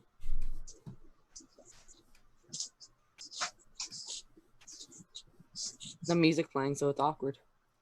It's just all you hear is shuffling, like them parties with people who wear headphones and listen to the music, rather than it playing through speakers. So we're just all really weird. Just shuffling around. Dokie. Everyone be serious. Does anyone want to know what the sound was? Yes. Yes. Too bad. Jinx. Torben, you are this orange dice Such a right dick. here. I'm gonna go ahead and say, Alaska, you are this Rasta dice. Okay. Ged, you get to be the cool purple one. Yay. Phil, you are the black one. Okay. And Flavorus, you're back here, the little red one. Torben, you get to go first. Oh no. Where's this dragon at? The drag. Oh, can you not see it? It's right here. I was It's- wondering if that's what it was. Yeah, that's it. It's really white. Yeah. Maybe I should just change it with a differently colored No, mini you, so no, it's everybody fine. knows. No, you're We just- fine. it wasn't. Is that it wasn't, better, it though? wasn't addressed. No. You can go back to the. Yeah.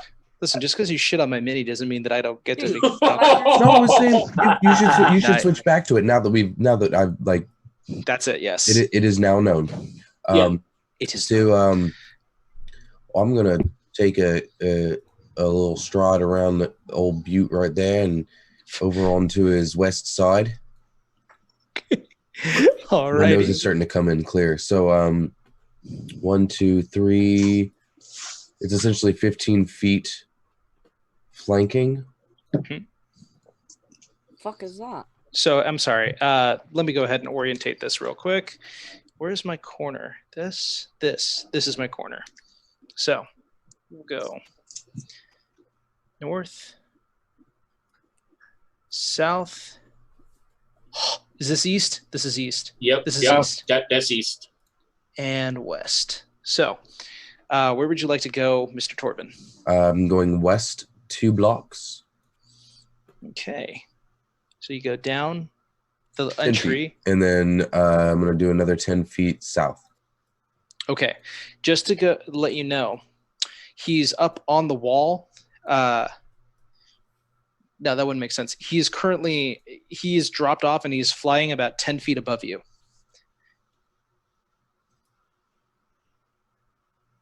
Does that change what you want to do?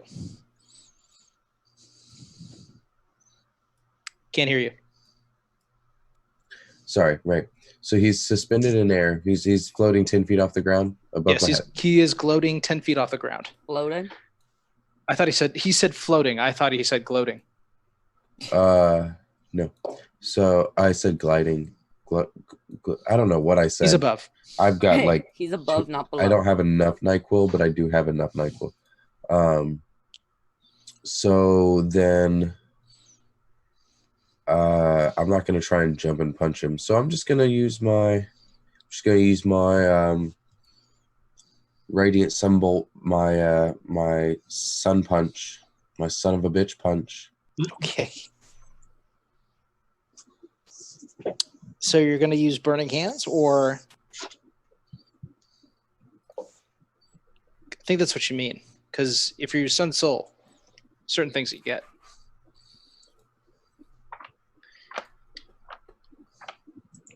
Perhaps 1 sec. Who's Sun next? Soul. On deck is Alaska. Cool. You get a Radiant Sunbolt or a Searing Arc Strike. So Radiant Sunbolt means that you can you use a ranged attack spell within 30 feet. You're proficient and you add your dexterity modifier to the attack. So when you hang on. So you can throw magic bolts. Yep. Really? It levels as you level. So you can, within 30 feet, still hit this thing, which is incredible. You either mean that or you're using the bonus spell. You're using your 2 key points to spend to cast Burning Hands, which you get at 6th level. Which I do have, yes. Which do you mean? Do you mean the Searing Arc? The Oh, no, Radiant I meant Sunbolt? the Radiant Sunbolt. Roll to attack, damage, and to hit at the same time. Okay, sorry, you confused me a bunch with that So you roll sentence. d20 and your monk weapon damage die at the same time. That way, that if we know if you hit, you already know what the damage is. Yeah, I just had to make sure I had the right die. Oof. So that's a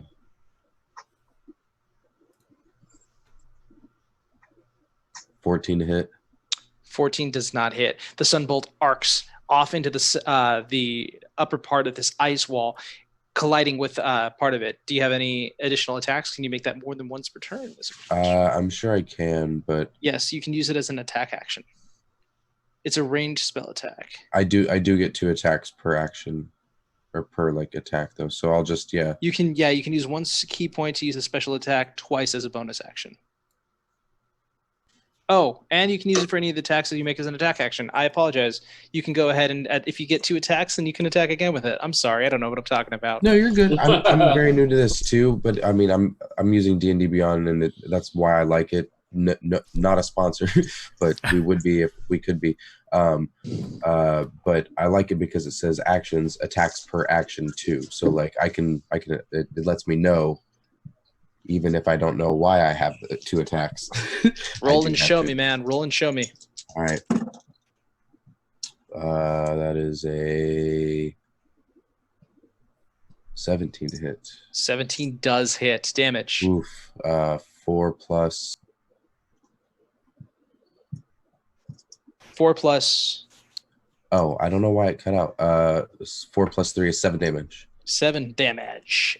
It collides into the huge form of, into the large form of this creature, and it just hits into one of its scales, and you notice one of them kind of like falter off in smoke, and it just growls. You see this kind of underbite just.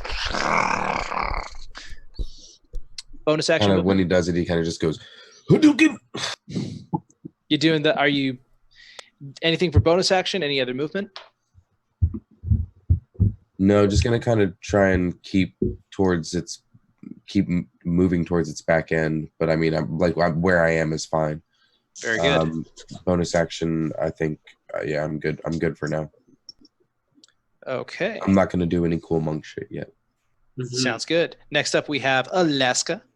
Hi. Cool. I'm gonna do ensnaring strike. Okay. Using one of my bows, them hard-hitting bows. Mm-hmm. That are hopefully going to knock him down a little bit. You're going to use the walloping arrow? Yes. Okay, gotcha. So then he'll make a strength saving throw if this hits. He has to make one anyway if it hits. Do I get advantage on it? Is he a favorite pro? He is not a favorite enemy of yours, and it wouldn't give you advantage on the attacks. It would just give you advantage on tracking. Yeah, cool. Stuff like that. So go ahead and roll to hit. Plus dex, right? Plus proficiency plus dex, yeah. Cool. So that is going to be with my bow. That's going to be plus 8. So that is going to be 13 plus 8, 21. 21 does hit. So let me first go ahead and do the roll for his strength saving throw. Mm-hmm. So he is hit. Oh, hang on a second. I want to check something real quick about it. It's the walloping arrows. Mm-hmm. You also you know the spell ensnaring strike. Oh yeah, right? I've got it open here to deal with that crap in just a second. Thanks a lot for that. Looking forward. Anytime. So I should roll. If any time, how about less? Okay. Walloping ammunition. Doesn't say specifics about what the creature can be. So yeah. I did call Hunter's Mark, but I know I didn't call it this turn, but I said it like 6 times beforehand. It's true, but you cannot cast Hunter's Mark or and Ensnaring Strike at the same time because they're both bonus actions and they're both concentration. Perfect. So what would you prefer to do? The Ensnaring Strike or the... Goodbye, dice. That was my good dice. Hold on. Oh God, you're gone forever. I would like to cast the Ensnaring Strike while I disappear. You roll your die on the ground. Oh. Okay. So then if you're doing an Ensnaring Strike, I make a strength saving throw, but I get to do it with advantage because he's considered large. Ooh, I don't want that 4, but I'll go ahead and take the Yeah, I'll take the. Let's see, that's 19 It's plus not a dice 4. I was rolling. 23. It just fell. Does a 23 beat? Yeah. Okay, so while it is shot and it as it's hit, it just collides with the form, and the force behind it hits him out of the air and causes him to fall down to the ground.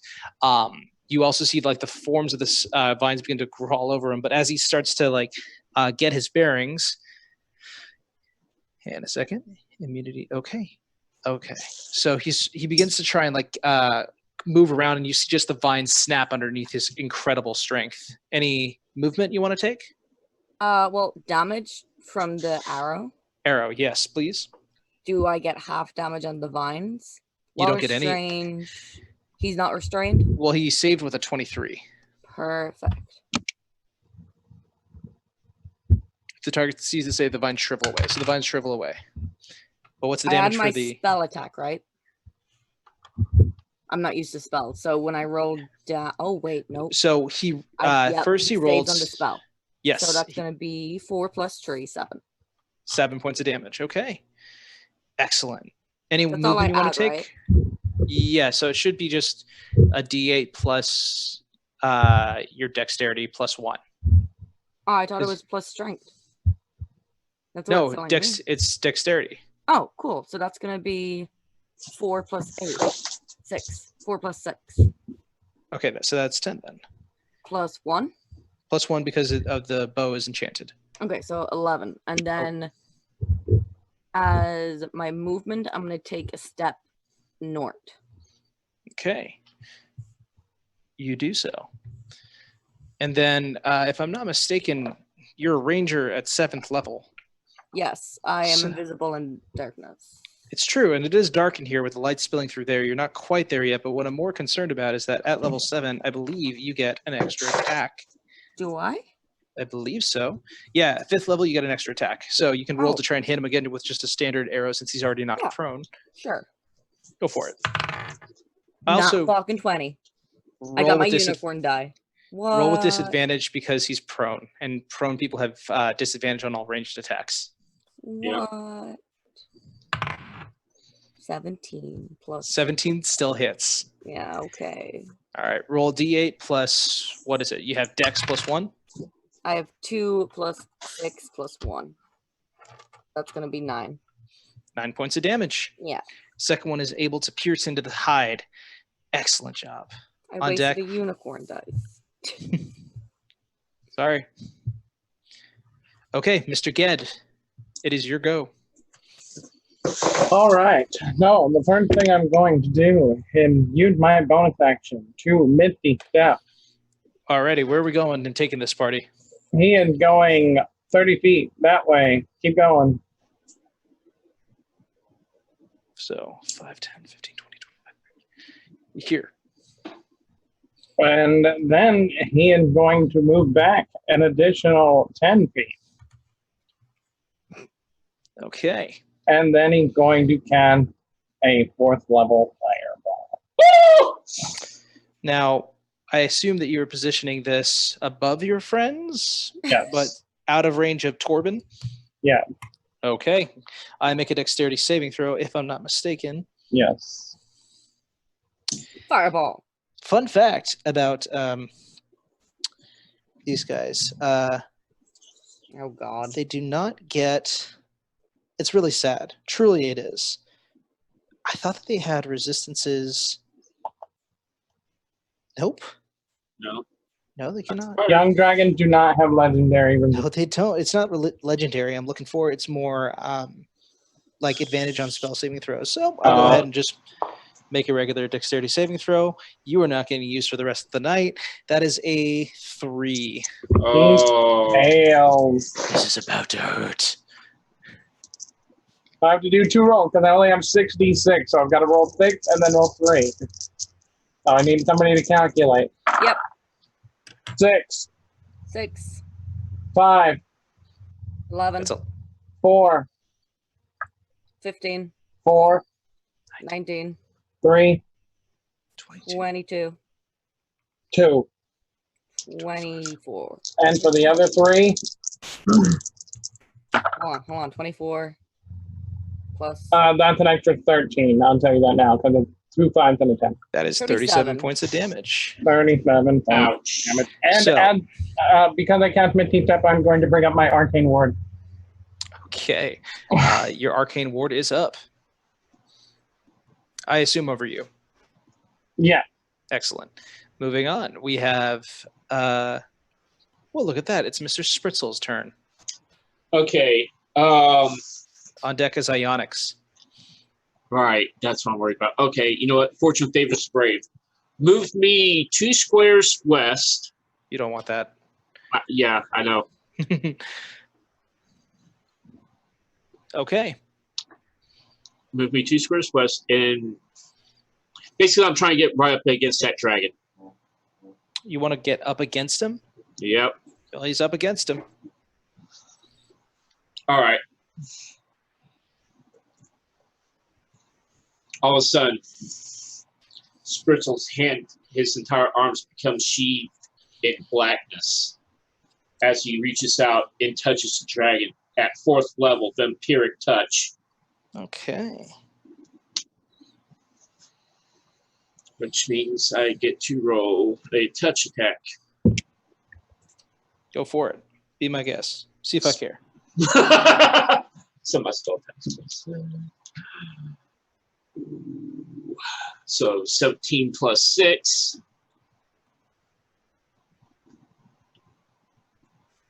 23. 23 hits, damage. So that's 4d6. This is where everyone's like, 46 points of damage? And they're like, Right. oh, wait. Could be good. Could be bad. Could be fine. 17, I get half of that back. 17 points of damage. Yep, and I get half of that back. Very good. Okay. You place your hand upon Ionics, and as the blackness kind of leaves your hand, it kind of reaches into the veins, kind of pulsating black as well. And you see like them kind of pulsate red, and the energy from the red in the black veins goes into your own form and heals you. Yay. Anything else? Bonus action movement? I'm excited Uh, that you're so close. I really know, like company. I know. Like I said, fortune favors the brave, so I'm hoping. I don't think I can. I don't think I can cast a spiritual weapon since I already cast a spell. Okay. It yes, is, but it's a spell slot to cast it. It's not like a Right. cantrip, so you can't cast it.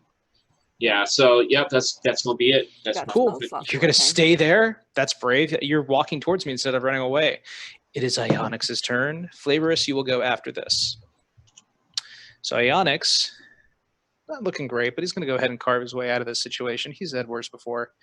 Let's go ahead. I So don't like the word carve. one with I bite, two know, with right? claws. Let's make the first attack towards the asshole who shot me with the. Oh, hang on, wait, guys. Let's see if he gets his breath back. He gets his breath back. Oh no! Oh yeah. To use What? this Brett. This is why I heal myself. Okay. Okay. If that's the case, how do I want to do this? I'm going to go ahead and use the cold breath. I would like Spritzel Mhm. and Alaska to make Constitution saving throws. Uh, Um, 11. Okay. 16. I'm going to go Okay. ahead and move my ward over to Alaska. Okay. So be ready to do that math in a second, Ged. Spritzel, if I'm not mistaken, that will save. I'm Sweet. currently seeing if it hits 5, 10, 15. It does not hit Flavorus. Dang it. I'd have to reposition, and currently someone's in the way. I'd like to... I'm Ionics. Would I be smart enough to do this? I'm real dumb. Never mind. He's just going to fire out his ice breath at you guys. He's going to go ahead and do... So, Mr. Spritzel, you will in fact take half the damage. Yes. So prepare for that. Right. I'm ready. Good. I am currently deleting my dice roller app because 10d8 is too much for me to roll. 1, 2, 3, 4, 5, 6, 7, 8, 9, 10. Okay, the total is 53. So if you are taking half damage, you are going to go ahead and take the 26. 26.5, so round it up or down, your choice. No, just round it down. Always round down. Ouch. So 26 points of damage to Spritzel, 53 points minus whatever the arcane ward is, because that thing is shattered. There's no way that it's still up. Minus 17. So 17. So 53 Six. minus 17 is 36. Yes. Okay. So Ionix opens its mouth, and you just see the blue purplish light that emanates out of it, and you see a collection of ice just start to build rapidly on your skins. Spritzel, you have the wherewithal to like cover your chest and fingers and pull them close to you to avoid frostbite. Right. Unfortunately, the arcane ward freezes up first, literally shatters under the pressure of its own brittleness, and you are coated with the additional damage. Ionix will then go ahead and provoke opportunity attacks, and he's going to go ahead and stand up using half his movement for speed, and he is going to fly 5, 10, 15. That'll be 25, 30. Let's put him 40 here. And to denote that he is in fact standing, I'm going to go ahead and put a dice underneath him. So he is 10 feet above that position right there next to my man, Ged. Ged, you feeling good? I'm feeling great. With So- 5 HP. So I get opportunity. Attack of opportunity. Absolutely. Go ahead. Nice. And I rolled a nat 20. No, well, fuck you.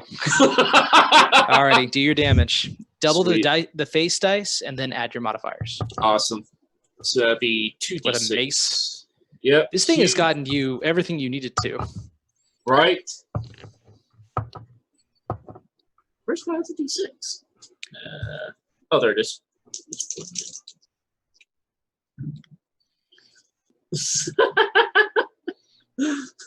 So 7, 8, 9, so 18, 19, 20 damage. 20 damage. Okay.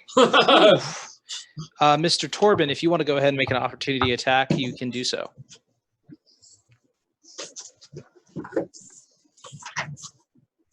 Was I technically You can was make an that attack. available? Yes, it was. If Okay, you want to use your then reaction, you can. Yes. Checking time. Oh, we're past their point. Oh, are you Attacking with my spear, two-handed. okay? Go ahead. 23. 23 hits, damage.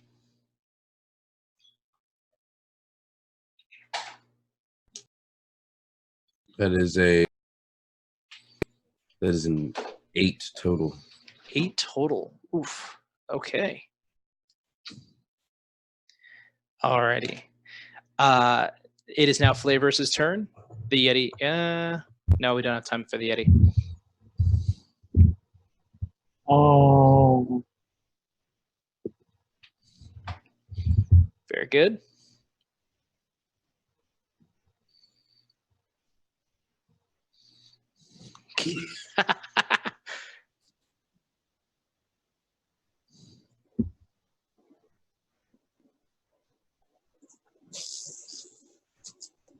You. 5, 6, 8, 9, 10, 11, 12. Wow, that was great. Thanks. Not you, my dice.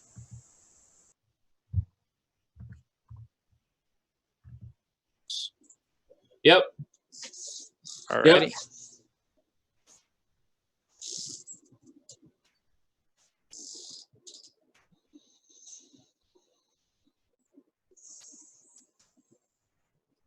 Very good. Next up, gosh, I imagine this encounter with the Yeti. We just don't have the time. Alrighty, then we go back to the top of the round. Torben, you are up. Torben's going to run over, just chase that dragon across the room. Is he how far off the ground is he? He is 10 feet. So if you want to get within range, I'd say you have to be here. That's 5, 15, 20 feet of movement to get there. Do you want it? Yeah, I'll take it. Done deal. So can I hit him with my spear? Yeah, I'll say sure.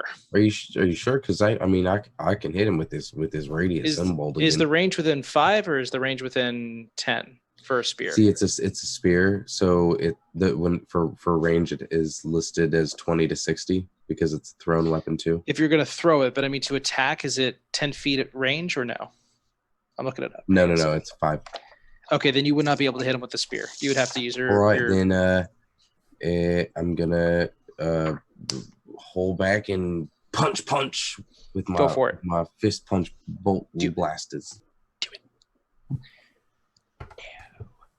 Apparently, my microphone was muted. Oh no! Yeah, just for the last little bit, apparently. So, but it's fixed now. Yay! Thanks, That's a Drew.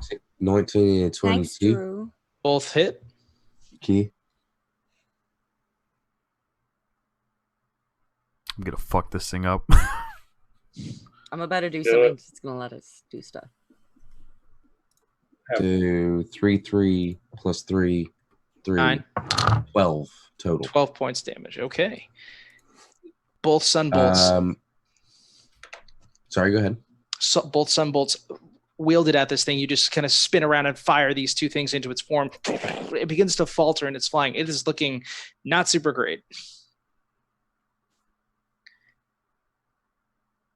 Bonus action movement. I'm going to use my bonus action to kill 2 key points and cast searing burning hands, but searing arc strike.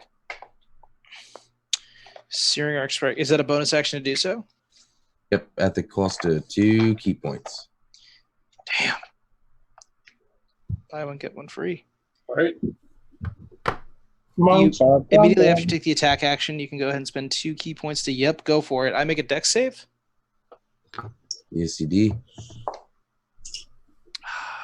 7. That fails. Okay. What's the damage?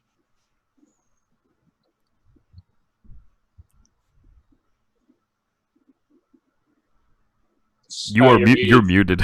Oh, wrong. I was on the wrong screen when I held the pause button. That's another 12 damage. Okay. As you extend your hands up and the fire just kind of triangulates for the center of your hands, it kind of roasts the creature. It looks terrible. There are scales missing from it. It has been bruised and burned in different areas. It is not dead yet. Use my free action to flip him off. Okay. Then it'll go Alaska. Alaska, what's the plan? Can I touch the dragon? You cannot. Can It's mine. I run and jump at the dragon and touch the dragon?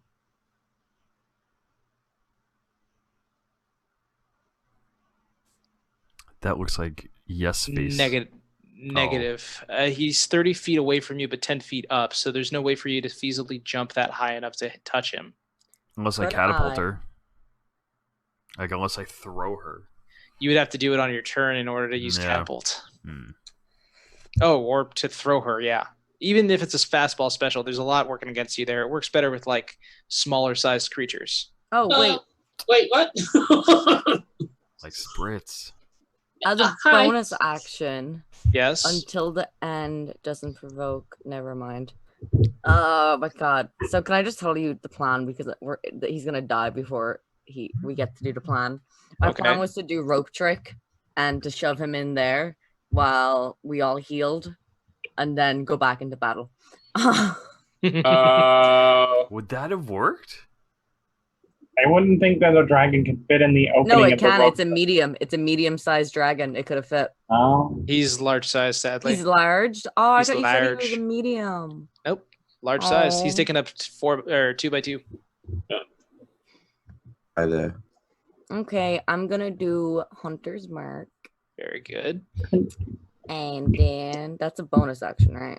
Yes, it is. Yeah. Cool. What's Hunter Mark's at second level? Does that At just do... second level? A Hunter's Mark at second level? The elusive second level spell slot for a Hunter's Mark for Rangers? does that You're do? going to make Ged so proud here. I'm so proud of you. At higher levels, when you cast it at a third spell slot, or a spell slot of third or fourth level, you can maintain the concentration for 8 hours. When you use a fifth level, you can maintain it up to 24. It just extends the duration at which you have the Hunter's Oh, Mark for. So Is it- Yeah. I should just... Okay. Why are all my second level spells like shit that I can't really use? I'm gonna do Hunter's Mark for 1, and then I'm gonna do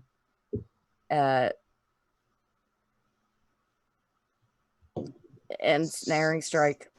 You cannot bonus action to do an ensnaring strike. Use yours to cast Hunter's Mark. Oh, well, shit. Being a spellcaster. I could have cast. I'm gonna do. What does that even do? I like this visual of like Alaska, like half coated with ice. Just thinking, like, I'm gonna. She's standing there. Ionix is just like flying there, like half bloodied, bruised. He's like, what's Conjuring of Arrows? Because apparently my plan just doesn't. You said Concord of Arrows? Conjure. Column. Oh, Conjure of column. Arrows. it's I'm not gonna- fun. I think it's good. Go. Conjure arrows. Doesn't your bow naturally make arrows? It's Yeah. not No. like that. It's Yeah, not. I think it's. I stabbed think 4 it's actually. arrows in the ground. Yeah, I think it's an actual raining arrows type. Yeah. You remember the scene Oh. from 300 where all those arrows came down on top of them? Mm-hmm. Yeah. Think that. I do not know what conjure arrows does. I will think it's in a send you a different book. screenshot. Boop. Less. Everyone's helping everyone. Tell me how you're gonna kill me. Good luck reading that screenshot. I know it's not very small. You plant 4 pieces of non-magical ammunition cross. Ooh. Crossbow bolts within the ground until the spell ends. Whenever a creature within you comes within 30 feet of the ammunition for the first time on its turn or ends its turn there, one of them flies up to strike it. It has to succeed on a dexterity saving throw. So it's good to trap yourself and make yourself hard to hit. It is not great for doing damage to the guy. It's not like it isn't the scene from 300, unfortunately. Oh, I thought Well- there is one like that, but He's in the 30 feet. So on the start of his turn, he's going to get hit by an arrow if he doesn't succeed, right? Correct. So I'm just going to do it anyway. So I'm going to hit him when... Yeah, do it anyway. You would plant an arrow into the ground and Wait, you cast no. Because that's my... No, I get 2 actions. Yeah, I do the 4 it. arrows. No, it's not quite 2 actions. It's your entire action to do that, and then you have a bonus action and movement remaining.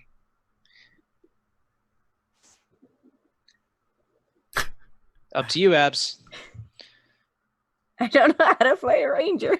You're all good. We're all learning here. We're all Yeah, learning right. how to do new Look. things. Oh my god, I am so... Chef's recommendation would be to cast Hunter's Mark and then try to take 2 shots at him. That would do the most Yeah. amount of damage. Cool, I'll do that.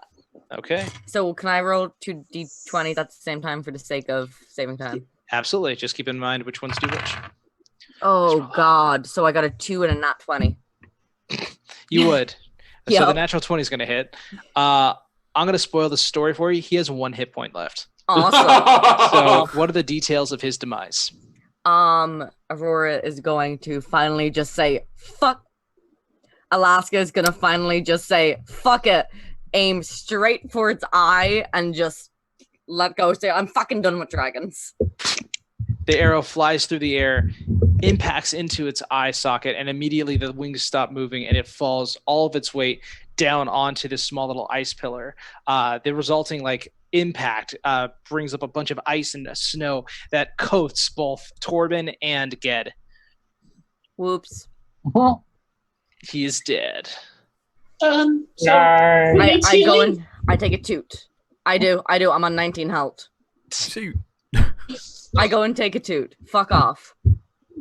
Spritzel just coldly walks up to Alaska, touches her leg, and casts Cure Wounds at.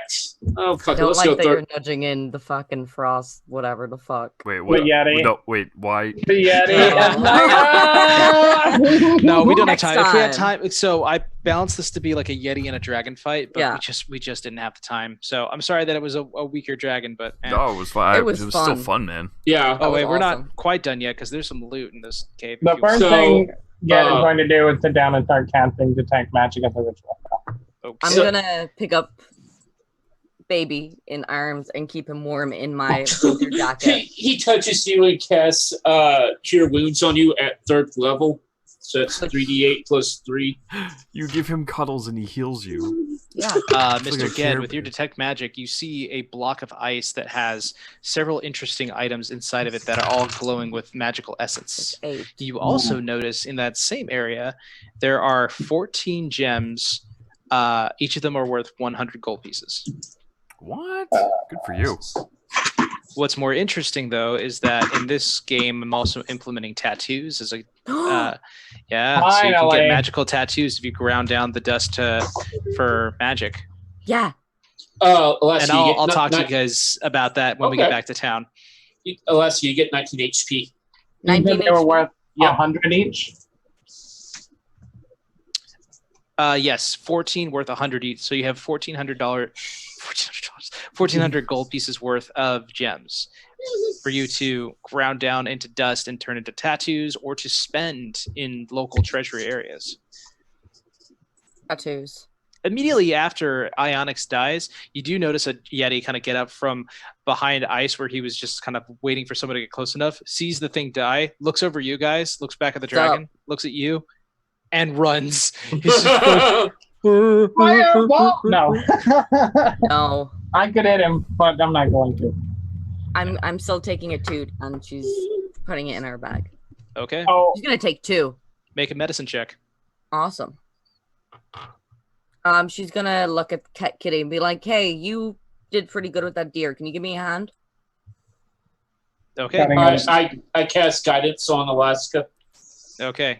Go ahead and add a d4 to your roll. What is your roll, Alaska? survival check, right? Yeah. So 19 plus 5.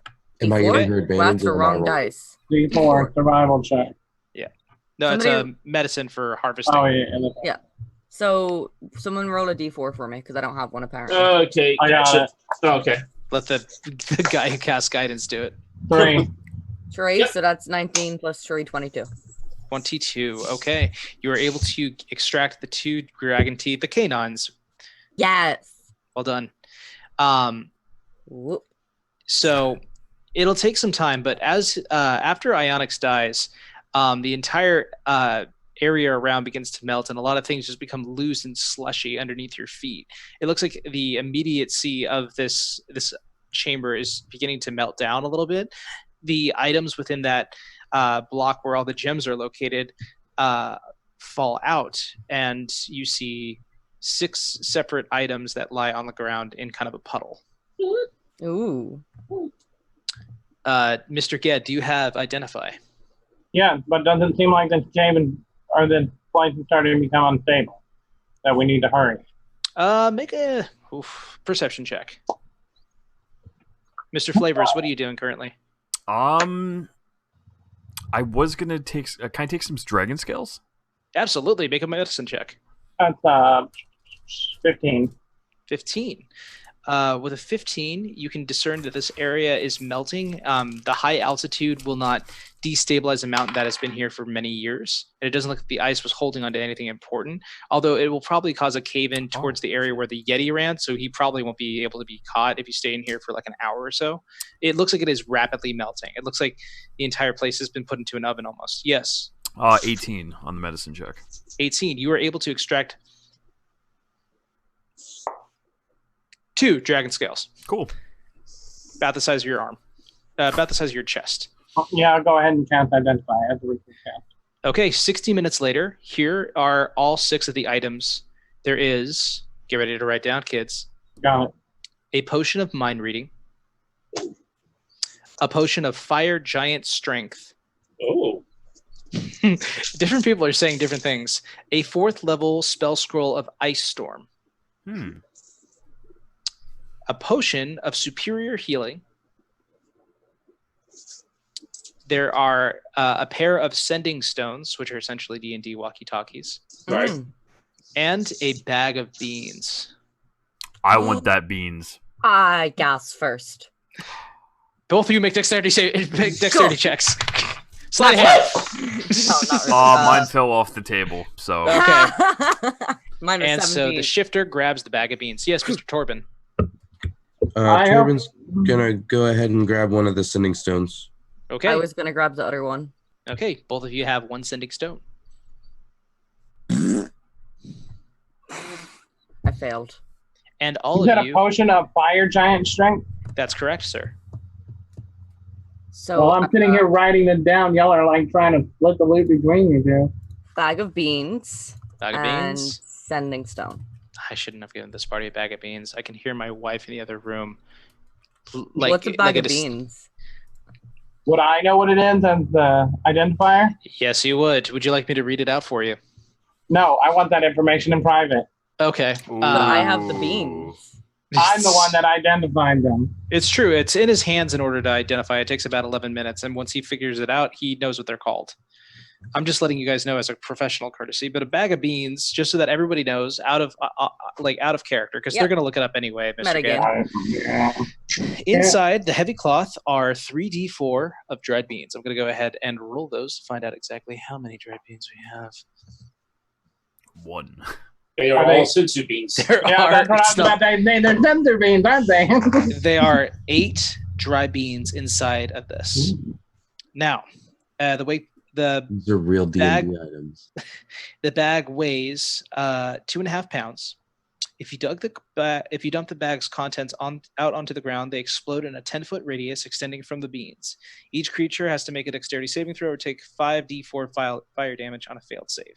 What? If you remove a bean from the bag and plant it in the dirt and then water it, the bean produces an effect 1 minute later that from the ground where it's planted. The DM can choose an effect from the following table, determine it randomly, or create an effect. Ooh. That could Now- be dangerous. I'm not going to say anything, but it would be interesting to end the episode with a bean planted in the ground just to find out what happens. If Alaska had What gotten you got the there, beans, buds? Hey, Are you talking to me? People? Yeah, Ged. What's in the bag? I mean, I swiped the bags. May I say? Oh yeah, It's- that's right.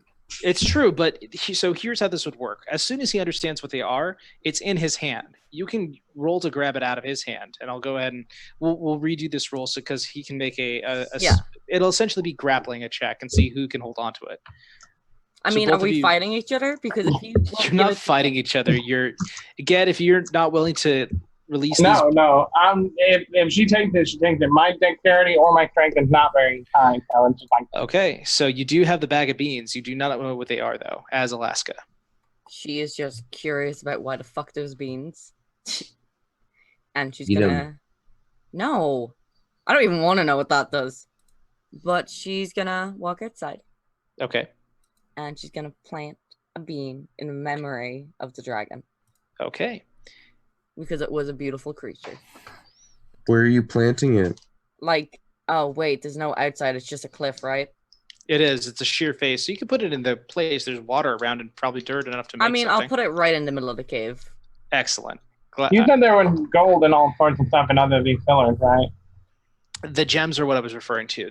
Oh. You don't want the gold because there's no currency in this new Yeah. world because elves wouldn't have it. So gems instead. I mean, we can always melt it down and make gold stuff. I mean, rare material. It's Gold is true. useless. It's true. It's true. Spritzel is just curled up in a ball. Yeah. Yeah, she's still holding. Oh, like, you are. Wow. Oh, You're cold. She's the mother hen. you're so warm. A minute passes by, Magic and a beans. moment later, you see a nest begin to emerge from the area where the beans were planted. In that nest, you see 5 eggs that spring up. They are all different colors. There are gold ones with jewels inside them. There are green and yellow ones that glow with a strange luminance. There is one that has a smiley face drawn on it. Another that has a red crack running down the middle of it, but is not cracked. All of these are different colors, shapes, and sizes. But Nature Yeah. check. Why do I feel like They they can- just turned into Pokemon? make a Yeah. nature check, sure. I totally thought he was like gonna be like, Congratulations, and that's where you we're saw gonna our end it. And I was dragon gonna be like, eggs. Be hilarious. Nature or survival? This would be nature. Nature is +2. I keep forgetting. That's 17. plus 17. Yeah. Magic eggs. You've heard stories that they can permanently increase someone's worst ability. It can make someone who's really, really unfunny funny. It can make someone really dumb smart.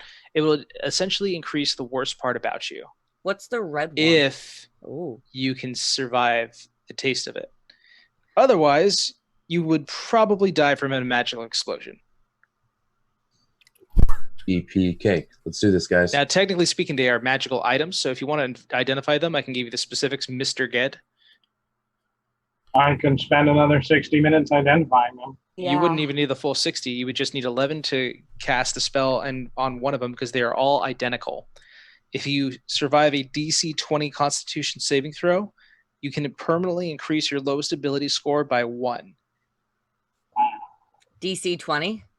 Yes. DC 20 Constitution. On a failed save, you take 10 D6 of damage. Wow. I have resistance. It's a cantrip I can cast, and that would boost your. Everyone's like, what do we do? That would give us a D4 on saves. Somebody heal me 20 more. I think we all want to try this. Okay, so she's gonna Why take. don't we wait until we get back to relative There's safety? one for each of you, I realize. Yeah. We could all do this. She's gonna put them in her bag for now. Let's play magical roulette, guys. Right.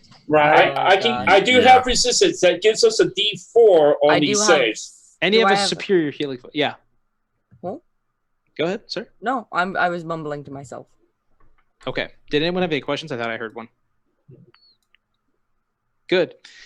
Alrighty, with the 14 gems, Mr. Ged. So that means there's only 7 dried beans left, right? There are 7 remaining. You all have 14 gems of different, and I will specifically outline which each one does. Some of them can give you resistance. Like we can go into the details of it, but you can use this to. Some of them permanently increase an ability score. Others give you special abilities. I'll go ahead and show you the link and see which ones you can do. Mm-hmm. We'll kind of do that off screen. Yep. You have a bag of beans, you have potions, you have sending stones, you have a 4th level spell scroll that I hope gets to be used. You have a potion of fire giant strength and a mind reading. And with all this treasure and dodging a Yeti fight that should have happened, it would have been really, really, really interesting. You guys end your journey from the creeping frost as you see the entire valley below you begin to turn wet and sloshy with mud from the quickly melting snow. Yes, Mr. Spritzel. Spritzel wants to see if there's any flowers nearby. Make a perception check. I'll say that you guys can climb down the ice cliff or walk down the same hole that the Yeti went through. But 18. Either way, 18. You notice a single resilient daisy. Not the prettiest looking thing, missing a couple petals, but emerging from the newly melted snow. Spritzel will grab that. Very good. And thus, it's about noon. You guys could probably make it back to your original camp in the cave, sleep a night, and then get back to the place tomorrow morning. But I mean, what's telling what's happened in your absence? Bum bum bum. This time, Spritzel will cuddle up with Alaska. She's much warmer with all that fur. So we will take place back at your evening camp. You guys can decide what you want to do with all this magic crap. We'll go ahead and decide which of the 2 adventures to go from there. And we will be here next week to continue the long shot of the colony. Mm-hmm. That's all I got. Oh, cool. That's what we'll do. We're gonna go to the other thing. Bye. I'm gonna keep this rolling. Wait. Wait. You have to do your thing. Hold on. Yeah. Let me hit the thing. Hi, everyone. Hold on. Wait. Okay. Oh, shoot. Go. Hi, everyone. My name is Bradley. I'm from Dungeons & Dragons tonight, or D&D tonight as we're called. We're on YouTube and Facebook and Twitch and Instagram. And we do a show on a monthly basis of Descent to Baldur's Gate, Descent to Avernus Baldur's Gate. Our next show will be on December the 16th. You can watch us on our previous 2 episodes and the best of reels on YouTube right now, and you can join us live for that game or watch it when it comes out the following week. Thank you so much to Scattered Rollers for having me on here to be able to do an opportunity to strut my stuff. Thank you for being here. Hope you guys all had fun. We'll probably man, do no, great great. about stuff. Fun times. All right. Good night, everyone. Bye.